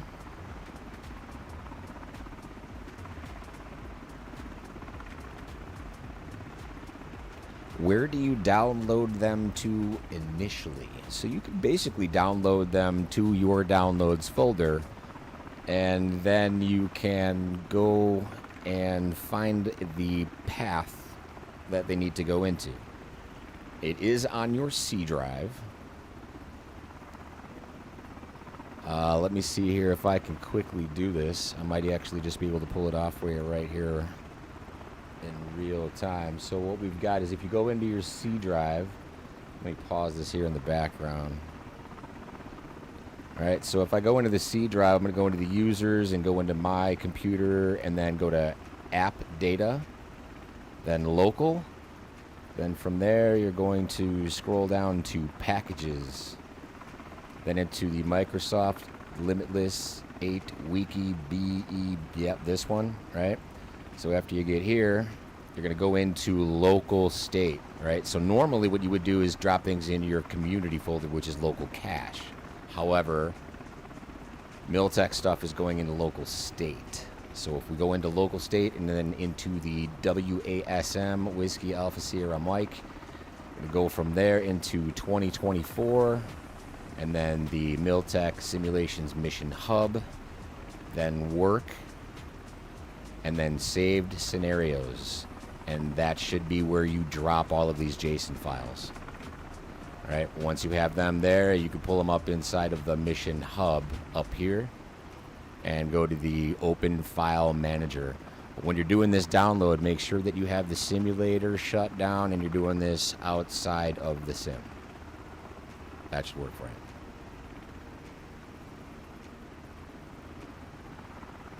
Quick, easy. Hopefully that's helpful. You can rewind that if you need to.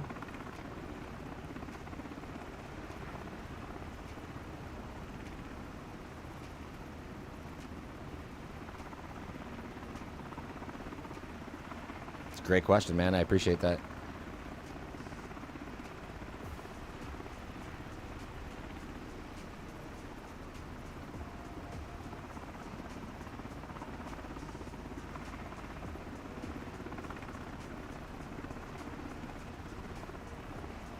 My pleasure, good sir. My pleasure. Happy to help. Enjoy them. Again, let me know if you have any problems with them, man. I think there's at least one mission in there that might not progress all the way through, and I've lost track of which one it was.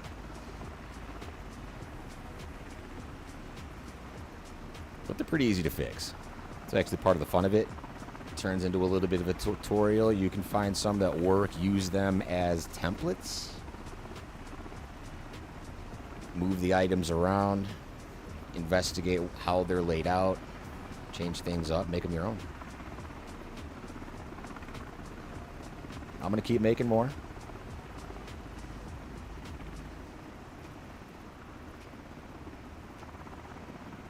The oil rigs are a ton of fun. Trying to do the missions on a moving target is a lot of fun as well. Landing on the cutter and such. Absolutely, man. AZ rotor heads, man. You're welcome. Thanks for stopping in.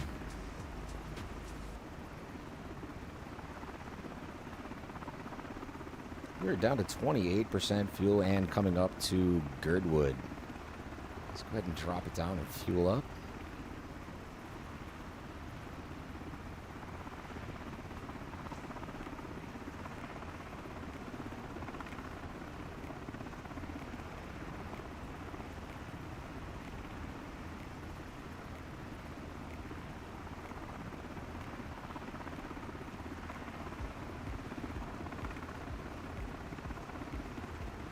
A to Z rotor heads. I like what you did there.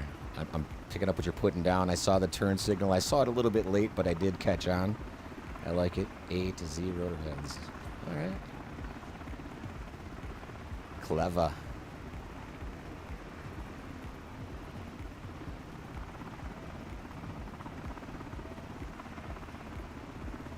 I think my library is going to stop right here in the MH60 category for a while. Right at the letter T. We're going to tango. We're going to do the dance with this bad boy for quite a while. Like I said, I've been wanting this thing since I could remember, ever since I was introduced to search and rescues. AZ is for Arizona. Hilarious. All right, well, I'll take it. My daughter's from Arizona, so yeah, props. I still like A to Z rotor heads better. I'm just saying. You don't have to tell people it was my idea, but it was my idea.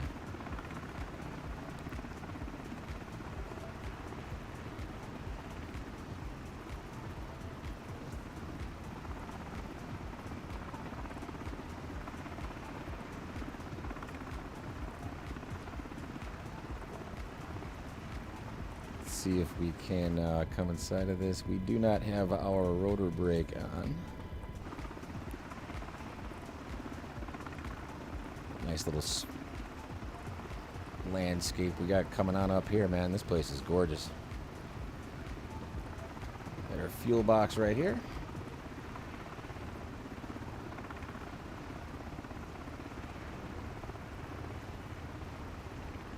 Now at this point, I'll actually see if I can reproduce a glitch that I found in something that they've fixed. All right, Arizona rotor heads, man. I appreciate you stopping by, my man. Thanks. And you're welcome for those missions. Enjoy.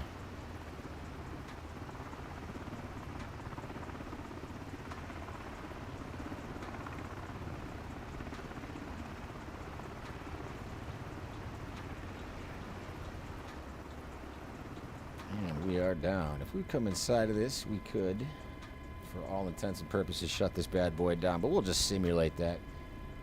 Let's see what we can do here with our fuel. Looks like we're at 1610 right now. I can go ahead and put in a fuel tank. Make that just about 3,900 pounds. Yeah.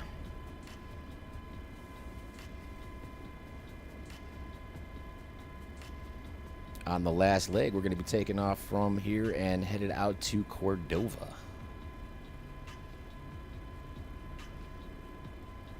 ICAO code right now is Alpha Kilo 42.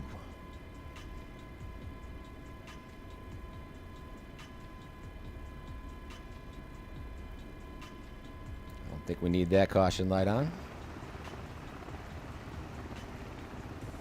Roll that parking brake off. We'll back up just a bit. Northland Air. Cheers. How you doing, brother?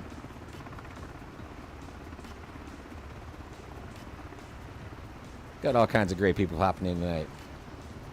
I haven't seen you in a while. Shoot, I haven't been on in a while.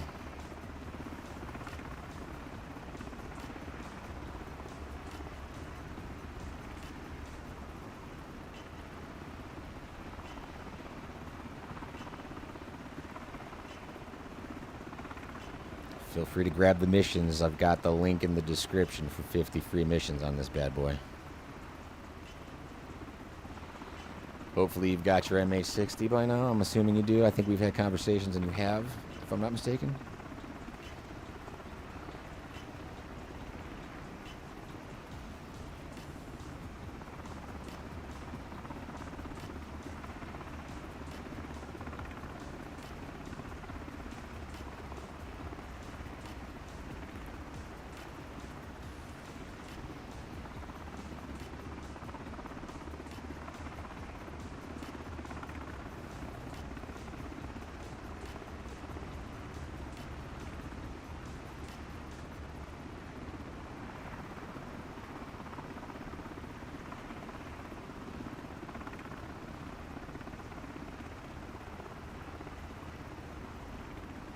What's your feedback on Sim Update 3 right now? Have you been in too much?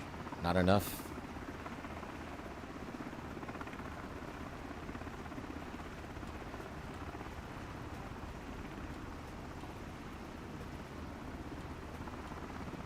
With the S76. Interesting. Haven't seen that one yet.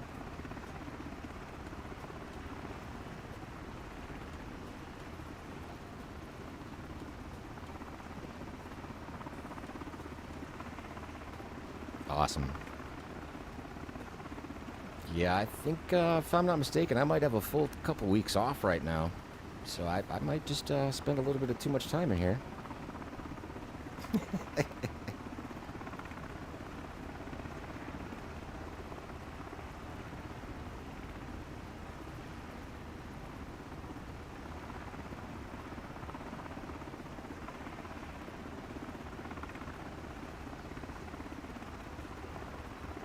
Actually spent quite a bit of time inside of it already, making all those missions, testing them and whatnot.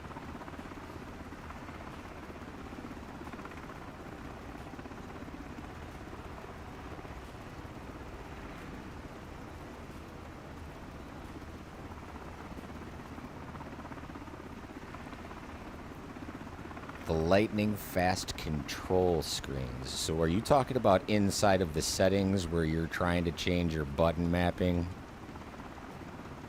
I haven't been in there yet, but if you're telling me that that action is now lightning fast, that's probably the greatest improvement they've ever made so far. And long overdue. Like why Microsoft doesn't know how to launch an app with a working GUI is phooey. Oh, that is such good news. Thank you for sharing that. That is exciting.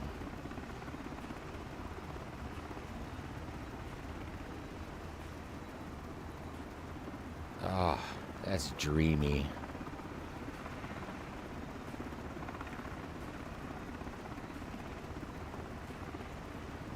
I almost want to dive into it just flying, just to test.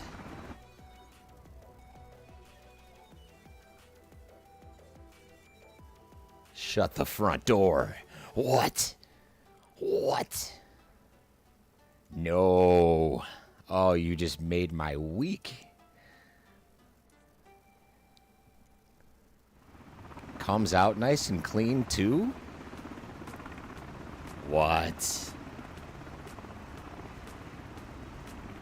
No CTDs upon deletion. Beautiful. Yeah, I'll clap that up. Finally. That goes to the top of the list of beautiful things that have happened with Sim Update 3.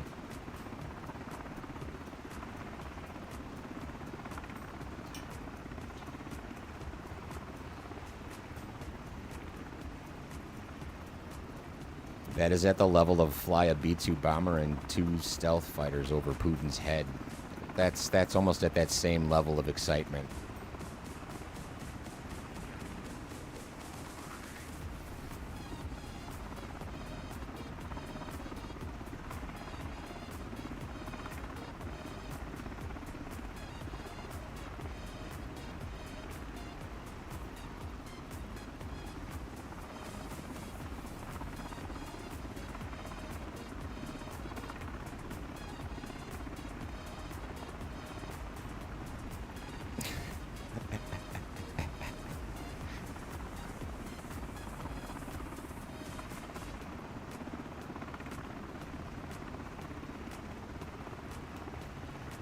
It's always funny telling jokes over these streams because you never know if they quote unquote, and yes, this is a pun. You never know how they land.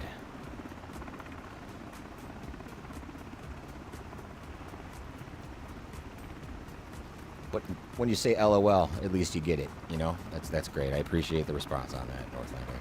Good stuff.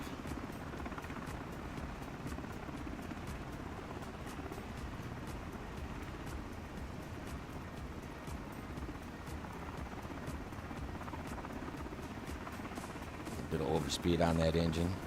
Just a bit.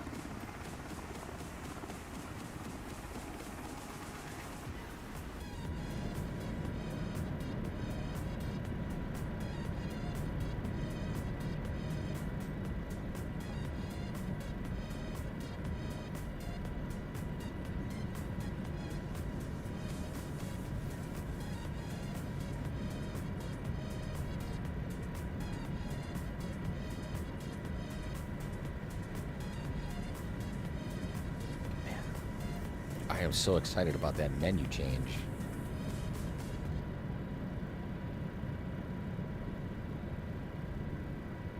I'm actually looking forward to changing some button mapping.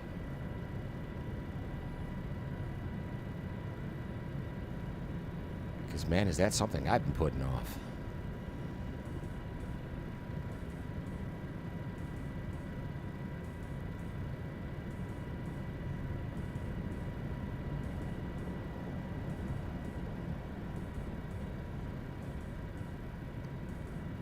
Sweet. That's fantastic. 5 miles away. Did you get a peek at them?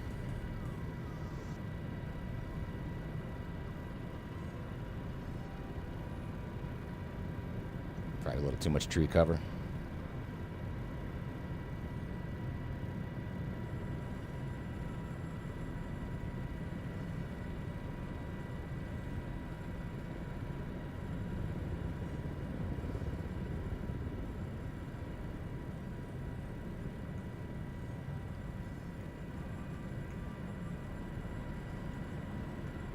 Got some rocks down here. Those are houses.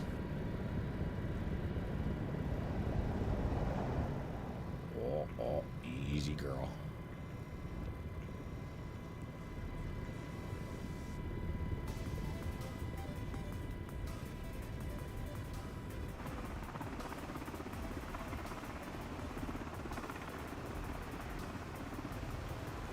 Wasn't even paying attention. Yeah, I don't think anybody saw it coming.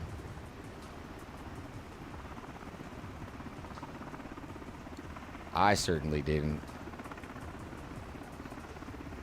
If that isn't a my balls are bigger than yours kind of maneuver, I don't know what is.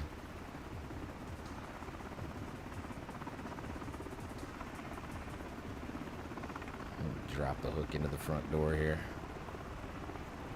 Through the roof. Definitely pull a lot of search and rescue missions off back here.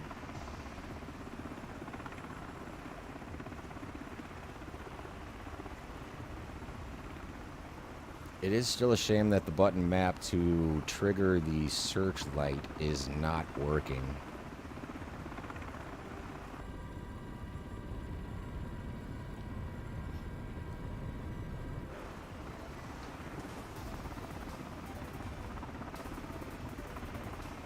I like how they've given the searchlight some diffusion now. Before it was a really sharp circle.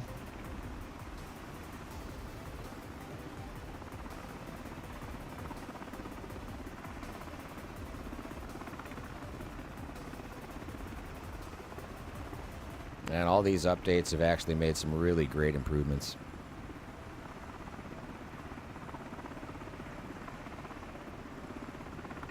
In such a quick amount of time, too, man. That didn't take long at all.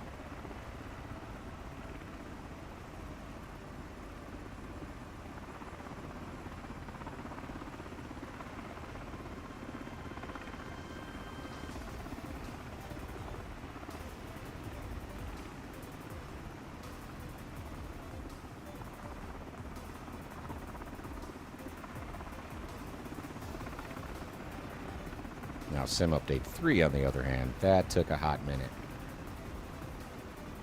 We are approaching a year from launch.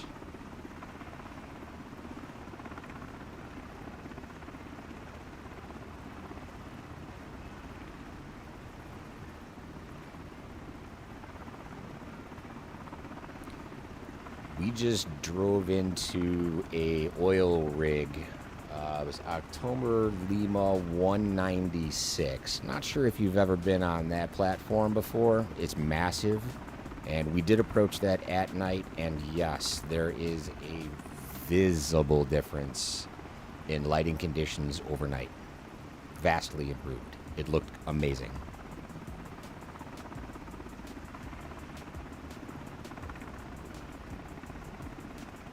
The bloom was corrected. It looked really good.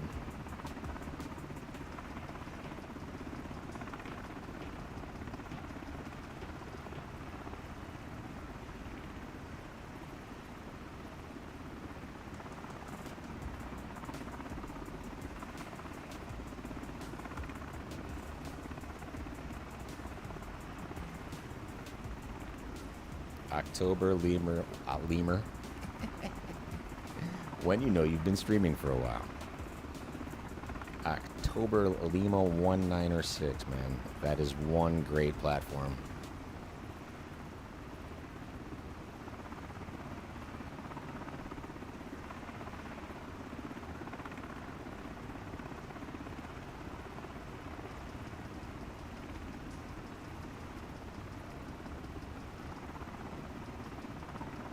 One thing I like too is, you know, me, I used to love to overspeed the 145 and you would just lose control of it. You can see that I've been flashing this engine for a hot minute right now. You're able to push it for quite a while.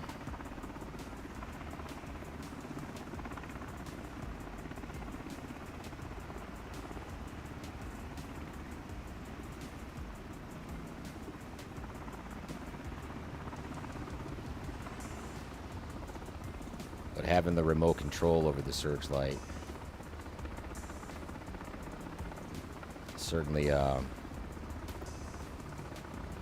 outdoes anything Microsoft has put out.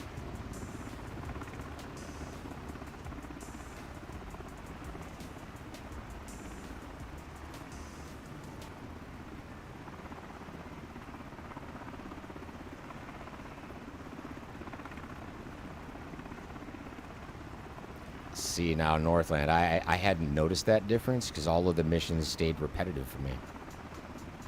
Nothing really changed. I was getting more hoist missions than anything else, and all of the ones over land were just duplicates and minimal.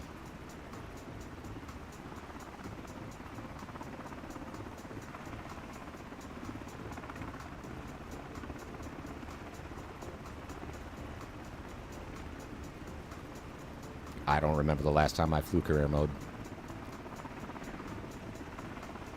I could probably narrow it down to right around the time I bought the MH60.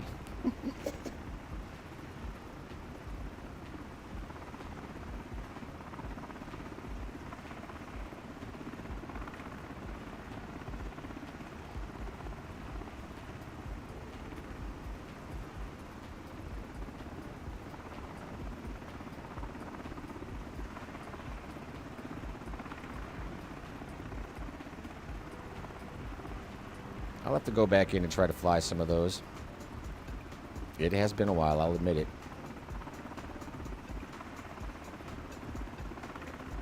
It just became so frustrating doing the same missions over and over and over again. It's like, all right, man. Get some variety going. So I did do a whole bunch of those offshore missions. Made a pretty good penny doing it. I think there's something like 45 aircraft in my hangar or something stupid like that now, so I'm making really good passive income when I played it. I also heard that they just launched a new helicopter that is compatible with career mode. Oh, I totally looked at the chat from earlier and just flew into the ground. Let's do that again. Yeah, that's hilarious. Trying to go back and see. Oh, it was the EC-135. I haven't flown it yet in career mode or even seen that it was in the hangar at all. But apparently, Magic Norm has said that an EC-135 has been launched.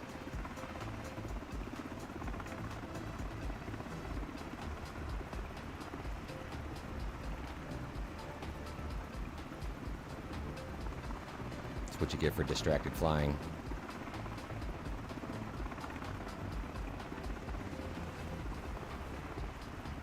All that time with Map of the Earth, nothing. Oh, you're using it as we speak. All right. Is the hoist functioning like this, 60? Or is there any animation of the hoist working?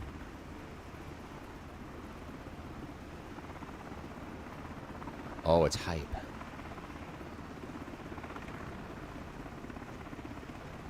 It's not hype. But it does work in career mode. And it's not the HPG model. Huh. Okay. Alright. At least now there's a second option. Again. Pretty good move.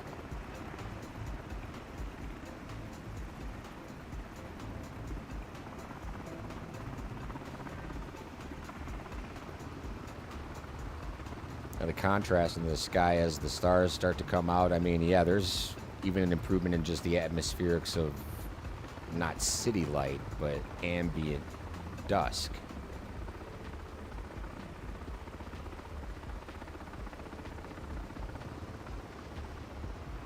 Even the bloom around the lights on the chopper isn't overwhelming.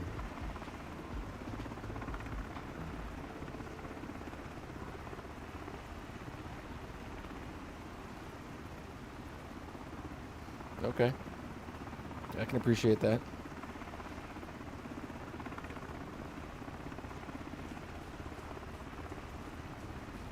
Do I love this name on the horizon? Yeah, I just put sim rate increase on, so it's flashing a little bit hard right there. Damn tired, number 4927. That's absolutely special. Damn tired.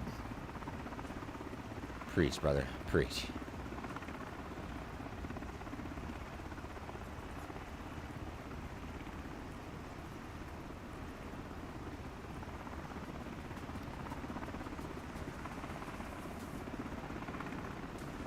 I did the 4 a.m. wake-up call this morning.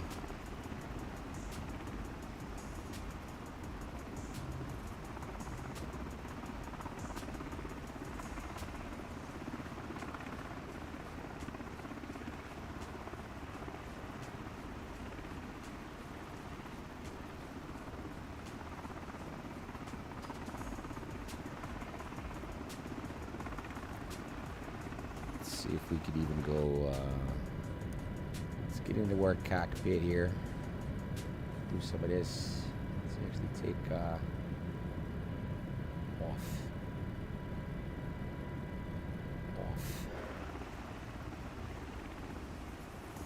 There we go.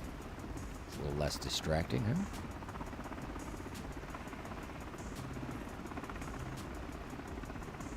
Stealth mode.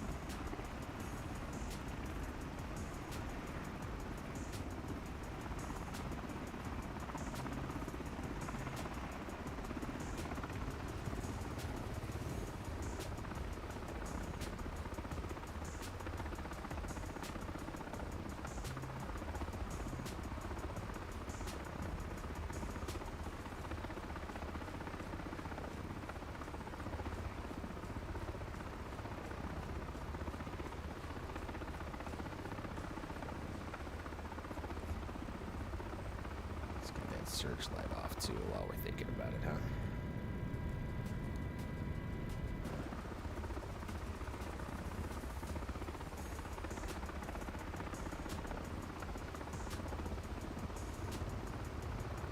Damn tired.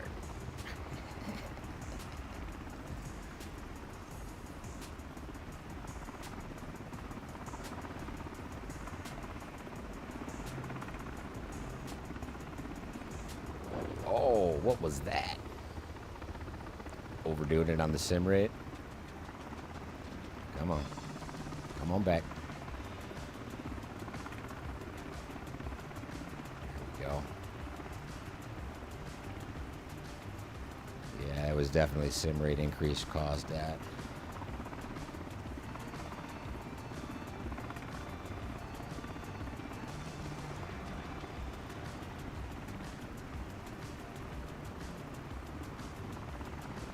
A lot of smearing at night off of the lower half of the aircraft, I will say that. Might be a little hard to see it. I'm not sure just how dark this is coming across in the stream. Probably pretty dark. But I'm getting a lot of streaking off of the landing gear.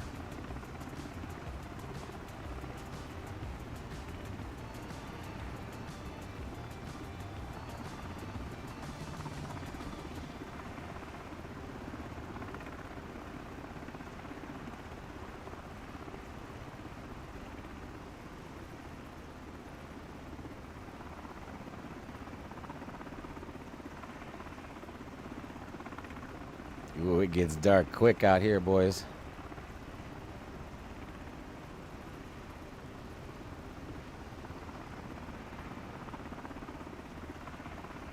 Coming up through the fog, try to light it up with a little bit of sky. Oh. I think we just freaked it out. Yep, we're going airborne. No recovering from it. That is a glitch with... I'm pulling out of it. I don't know how the hell I did that, but we did pull out of it. Let's go ahead and put a little bit of light on the subject, huh? Just back that up a little bit. Get back on course.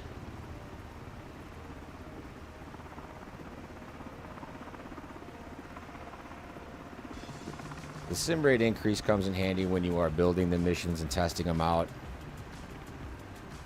There's still quite a bit to be fixed with it long range.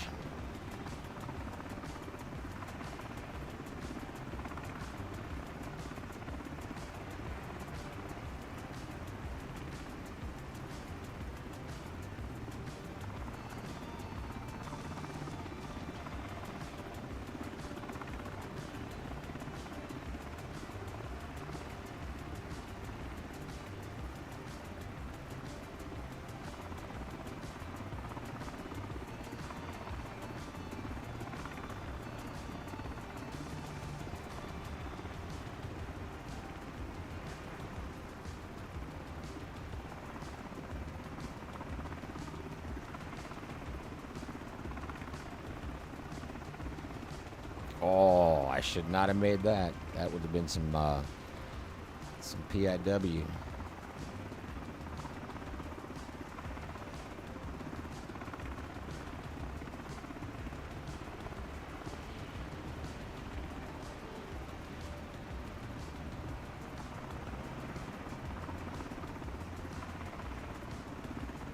That shoreline was coming in a little bit slow.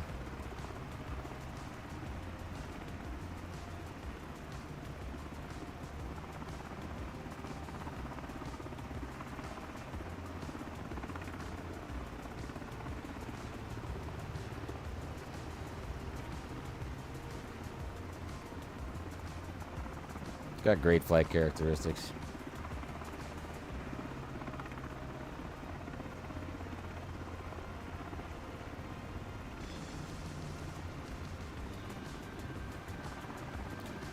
I will have to check out the S76 though. Give that bad boy a whirl too. Very curious to see about that.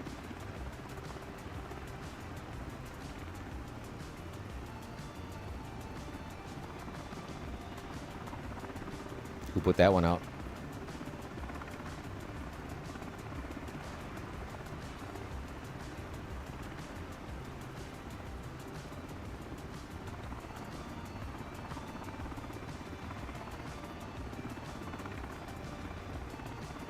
looks like we are actually coming up on Cordova.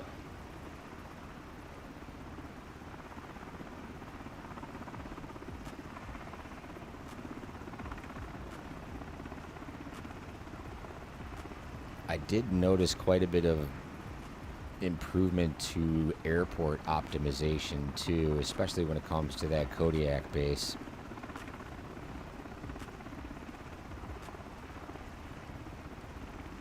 I think what they did with the VRAM optimization has really helped things out. But like Mystify was saying earlier, every once in a while when she's at an airport, she'll get a couple of hops where it's doing a massive load dump of just interesting information.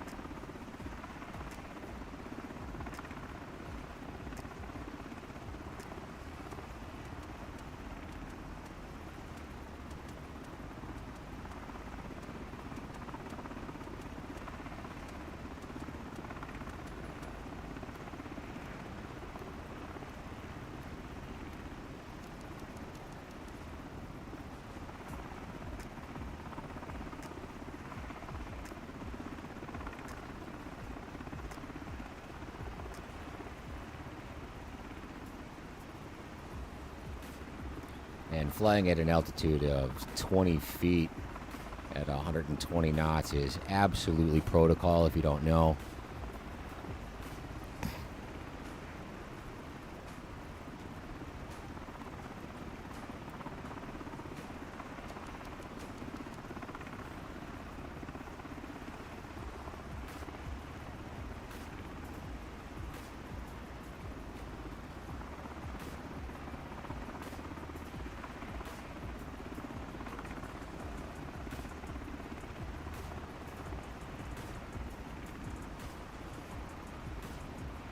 I believe we've got Cordova just across the bay. Quite a long road trip. Definitely found a whole lot of places where I plan on making some new cutter missions.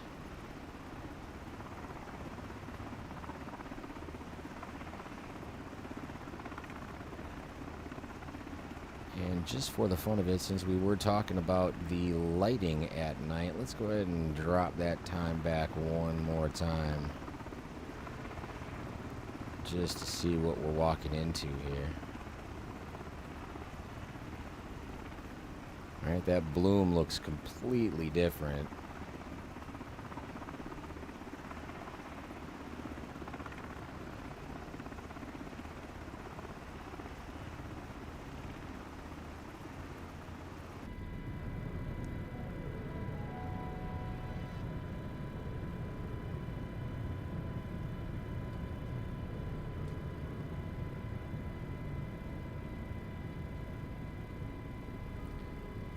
Let's go ahead and turn that searchlight on.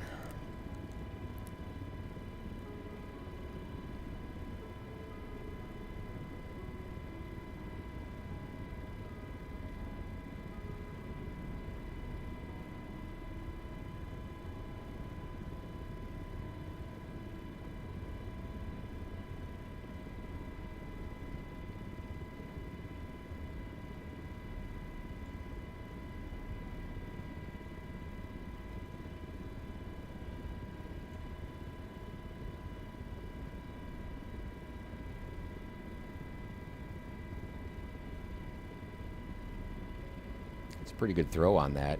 It's got quite a bit of distance out there.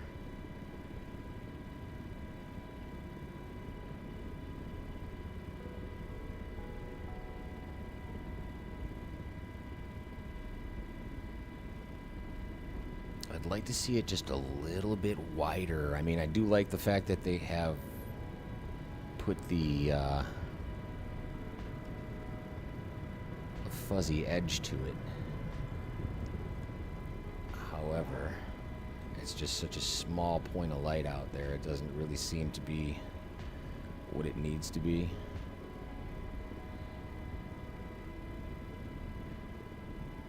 That was a sloppy approach.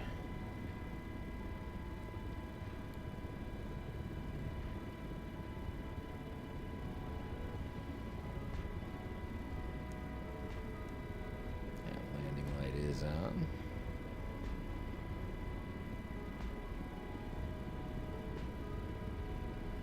The nighttime approach to Cordova.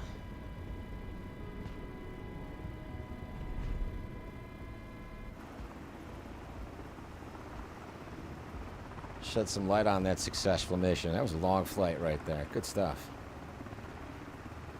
Pretty dusty conditions. I think that's actually gained a little bit of power since Sim Update 2.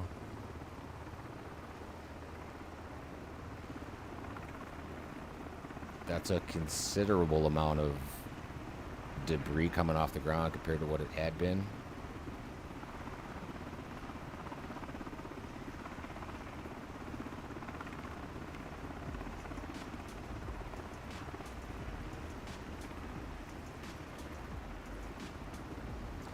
Not too shabby either way. This MH60 is all that in a bag of chips, guys. Again, I really sincerely hope you enjoy the free missions in the link down below. It is absolutely my pleasure to have provided those to you.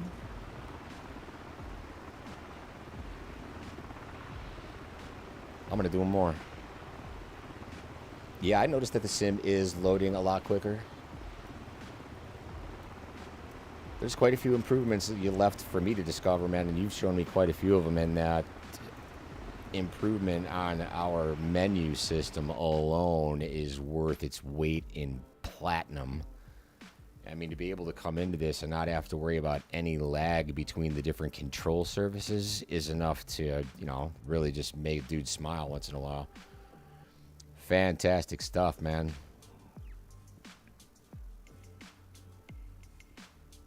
Oh, so you're going to come in the winch version?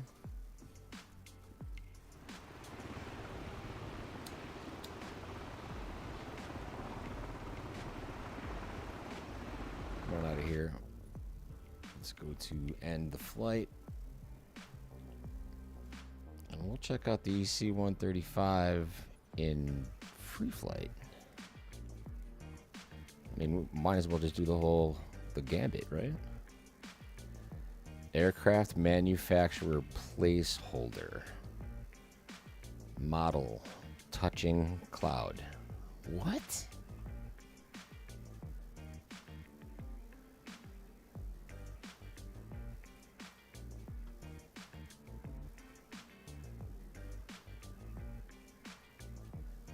EC-135T. Okay, that said sightseeing. Let's go back into that. You picked the airport, man. I think I just landed at Cordova, but I don't think I'm there anymore.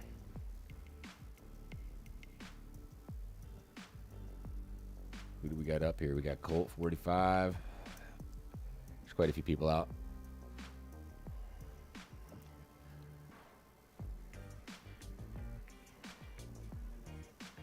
Let's go to Goose Bay. Zulu 40. West USA is the server.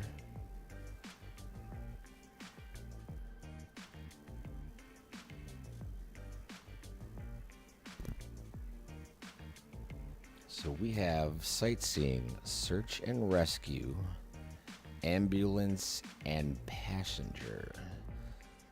All right. We got, whoa, she's going for a jog.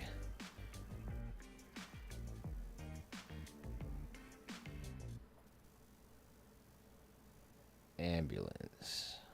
Preview unavailable. Passenger. Going for a jog. Alright, let's see what happens if we come back to search and... Oh, going for a jog.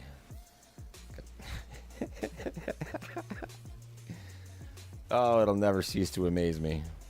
Denim and white. Okay. Throwback to the 80s here? What are we doing? Denim and white? Popular color these days? Denim?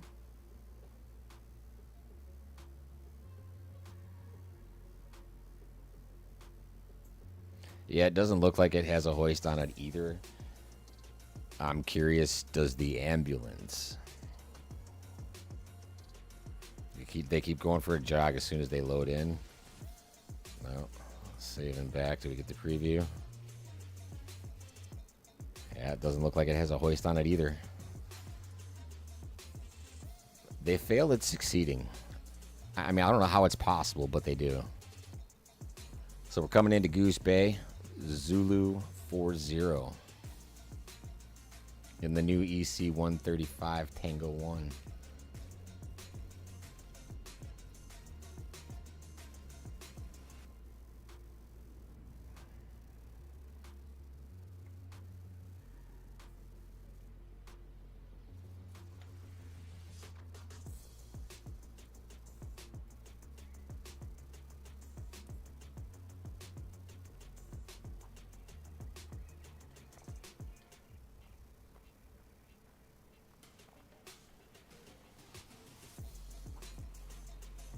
Not horrible.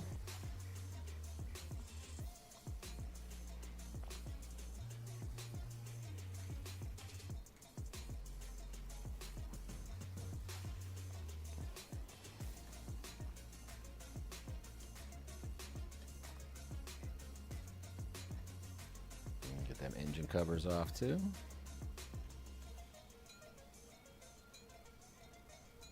Of course, it fires you up outside.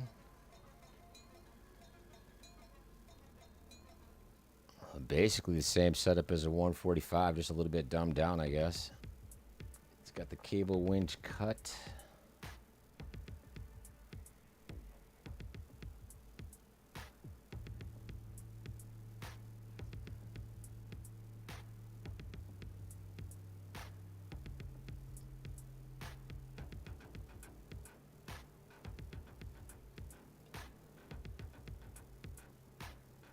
You see the tag, but not the chopper.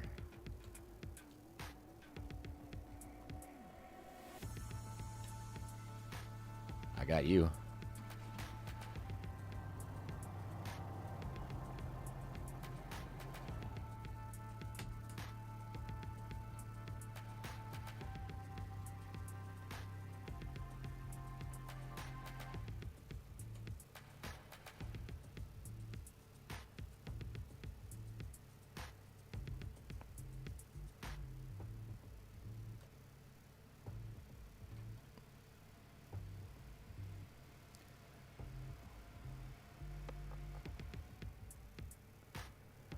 Which version am I in? I've got everything updated. I'm in the search and rescue version. Denim. You had to go with denim. Looks like I've got you in a green bird.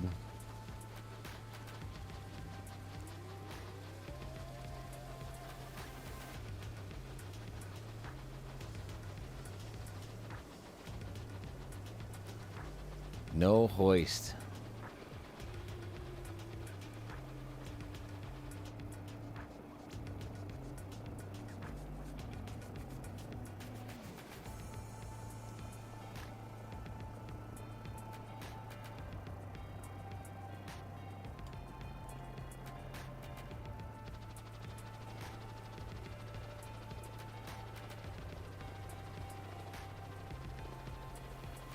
I've got no tail rudder authority at all.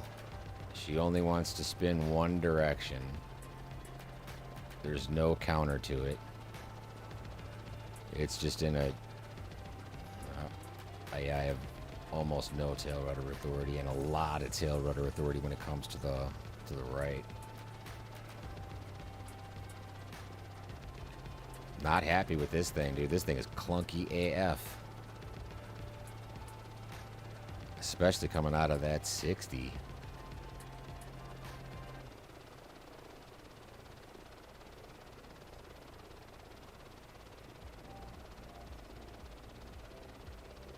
I'll take the 60 over this any day.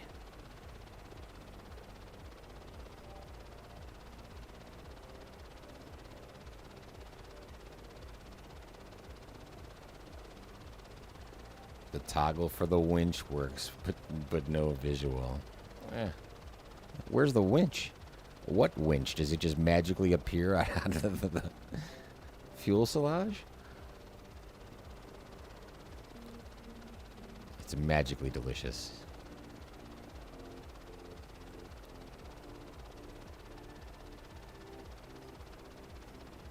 Yeah, not really happy with the flight characteristics of this thing. I mean, it's not the worst, but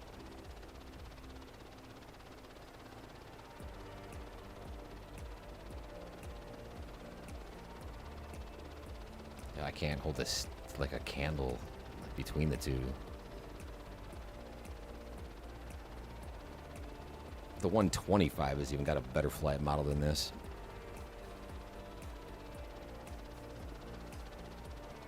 She doesn't want to do a lot of things.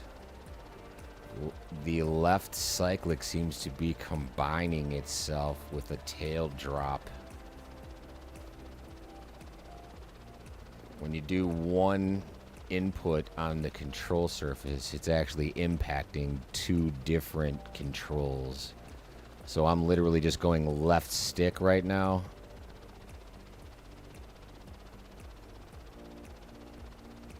Oh, yeah.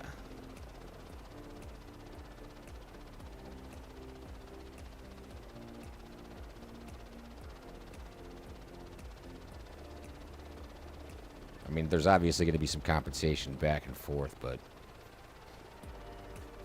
not the greatest attempt. Again, right now that left tail rudder authority is just garbage.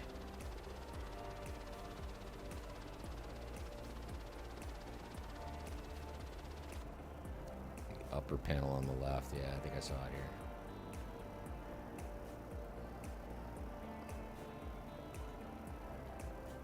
That's the cut. But it doesn't look like there's anything, you know, obviously there is no winch in it.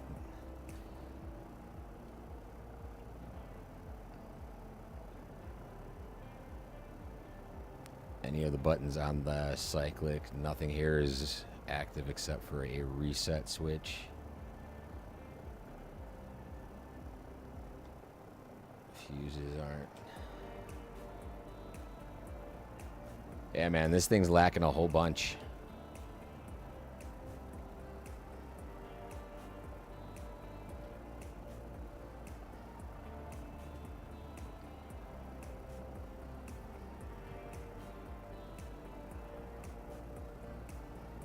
I mean, the fidelity on the inside of the cockpit isn't that bad.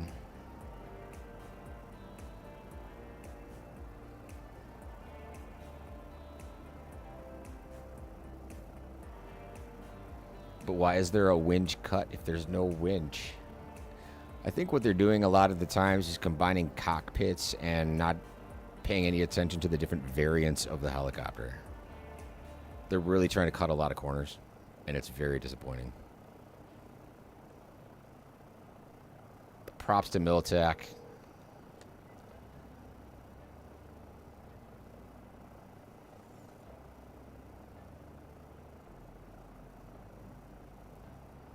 Yeah, but what kind of audience would it be for? Like somebody who's not paying attention and doesn't want to actually have a realistic flight characteristic?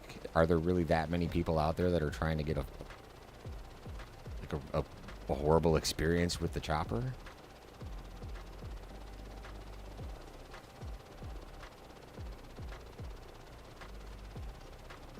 It's not that bad, but honestly, I mean, when you compare what the third parties are doing compared to Microsoft, or at least what they're allowing to be released, it's really disappointing.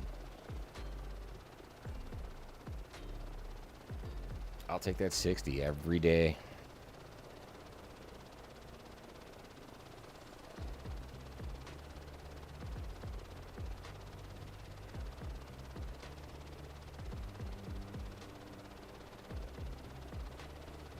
But they do it consistently too. Like, so many of the aircraft that they're putting out there are like, all right, you're going to do a hoist mission with this, but the hoist is going to consistently be tucked against the fuselage. It's not going to have anything. All of your animations are going to run right through your skids.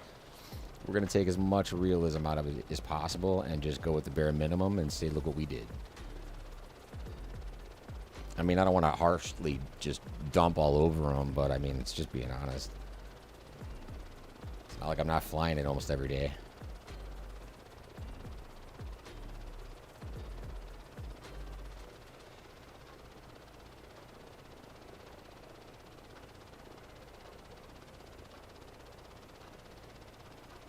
It's not the worst.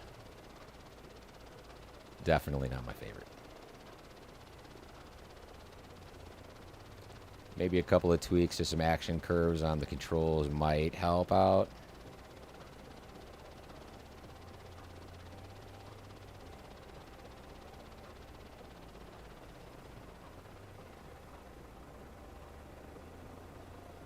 Right? The rotor animations really have never made sense to me. Sometimes what happens is if your rudder's spinning, everybody's rotors are spinning, you know what I mean? Otherwise, I don't know. Why can't they sync up the two?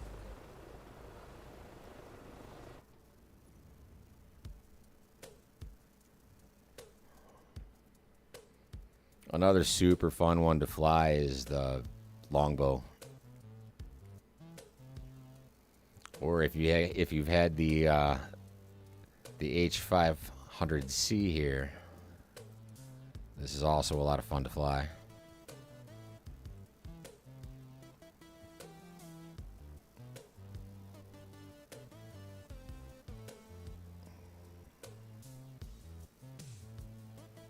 Which airport were we at there? Definitely not Sitka.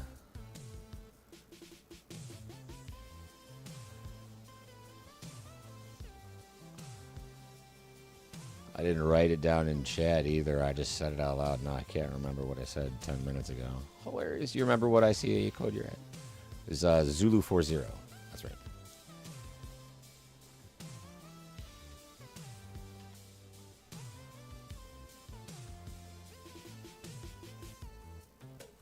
Or not.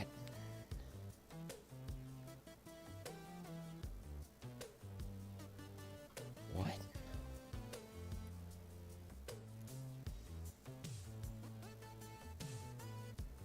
Why doesn't it recognize an ICAO code? That's the second time this has happened tonight, too.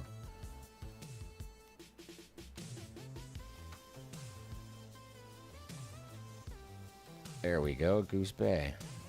Finally. Thank you.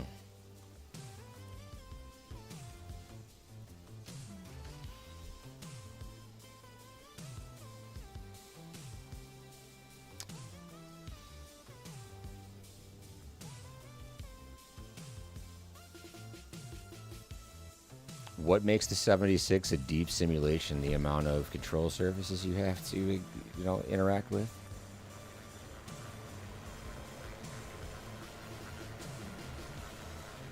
This is a great low altitude, just map of the earth kind of flight with these things.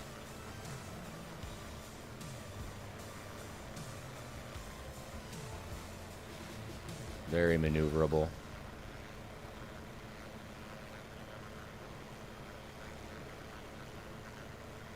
Sleek.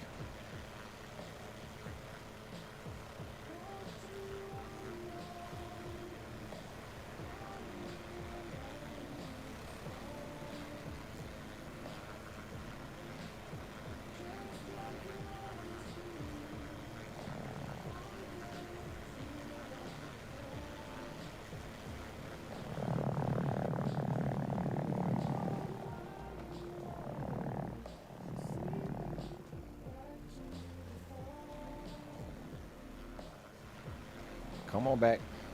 Come on back. You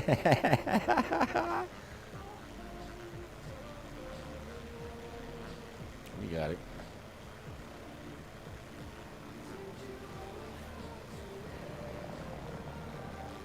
Ah, the autopilot and the ability to fly a full ILS and RNAV with it. Yes, sir. I like that. I will absolutely have to check that chopper out.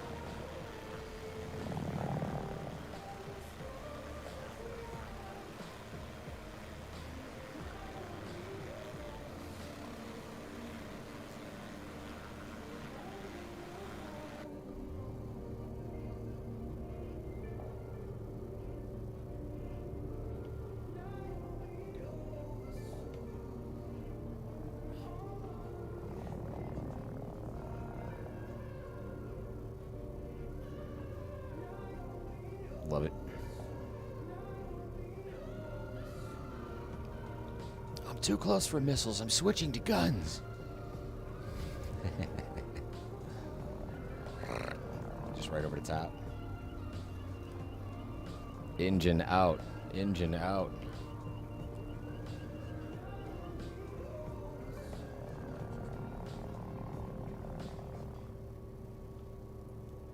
Well, looks like we recovered from that somehow.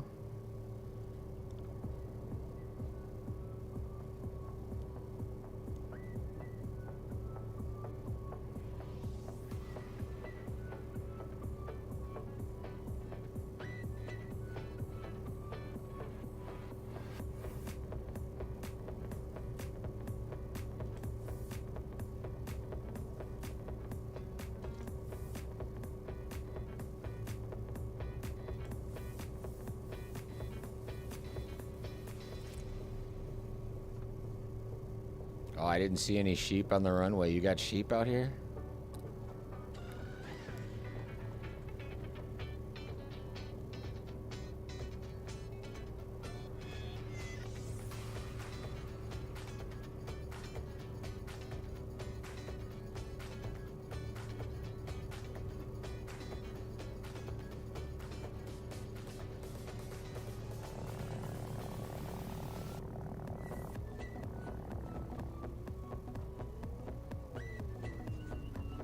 She does not like that.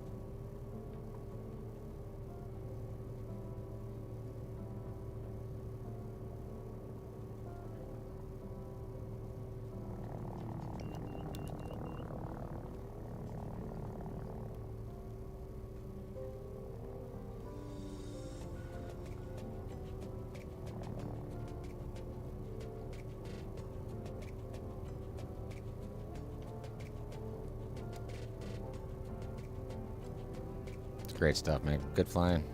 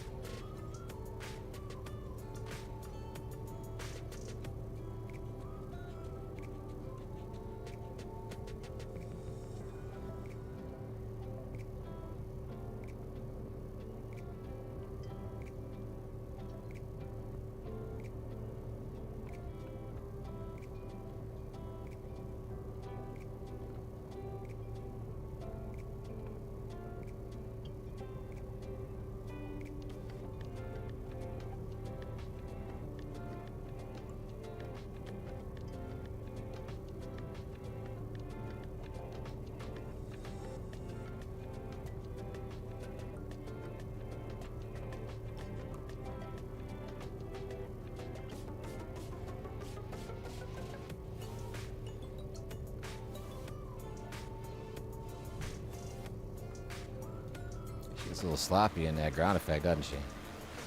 Northland Air, as usual, my man, it is a pleasure flying with you. For now, I am going to put a wrap and a bow on this one. Like I always say, gentlemen, it's a blast, it's a ball. For tonight, that's it, that's all. Again, I sincerely hope each and every one of you go to the description and download 50 free missions for the MH60. It is the Tango variant, search and rescue missions, all available for free. Have fun with them. Look forward to more in the future. Always great answering your questions, helping you guys out, and of course, flying with you, Northland. A pleasure as always. I will see you in the next one. Have a good night, everybody. Cheers, my friend.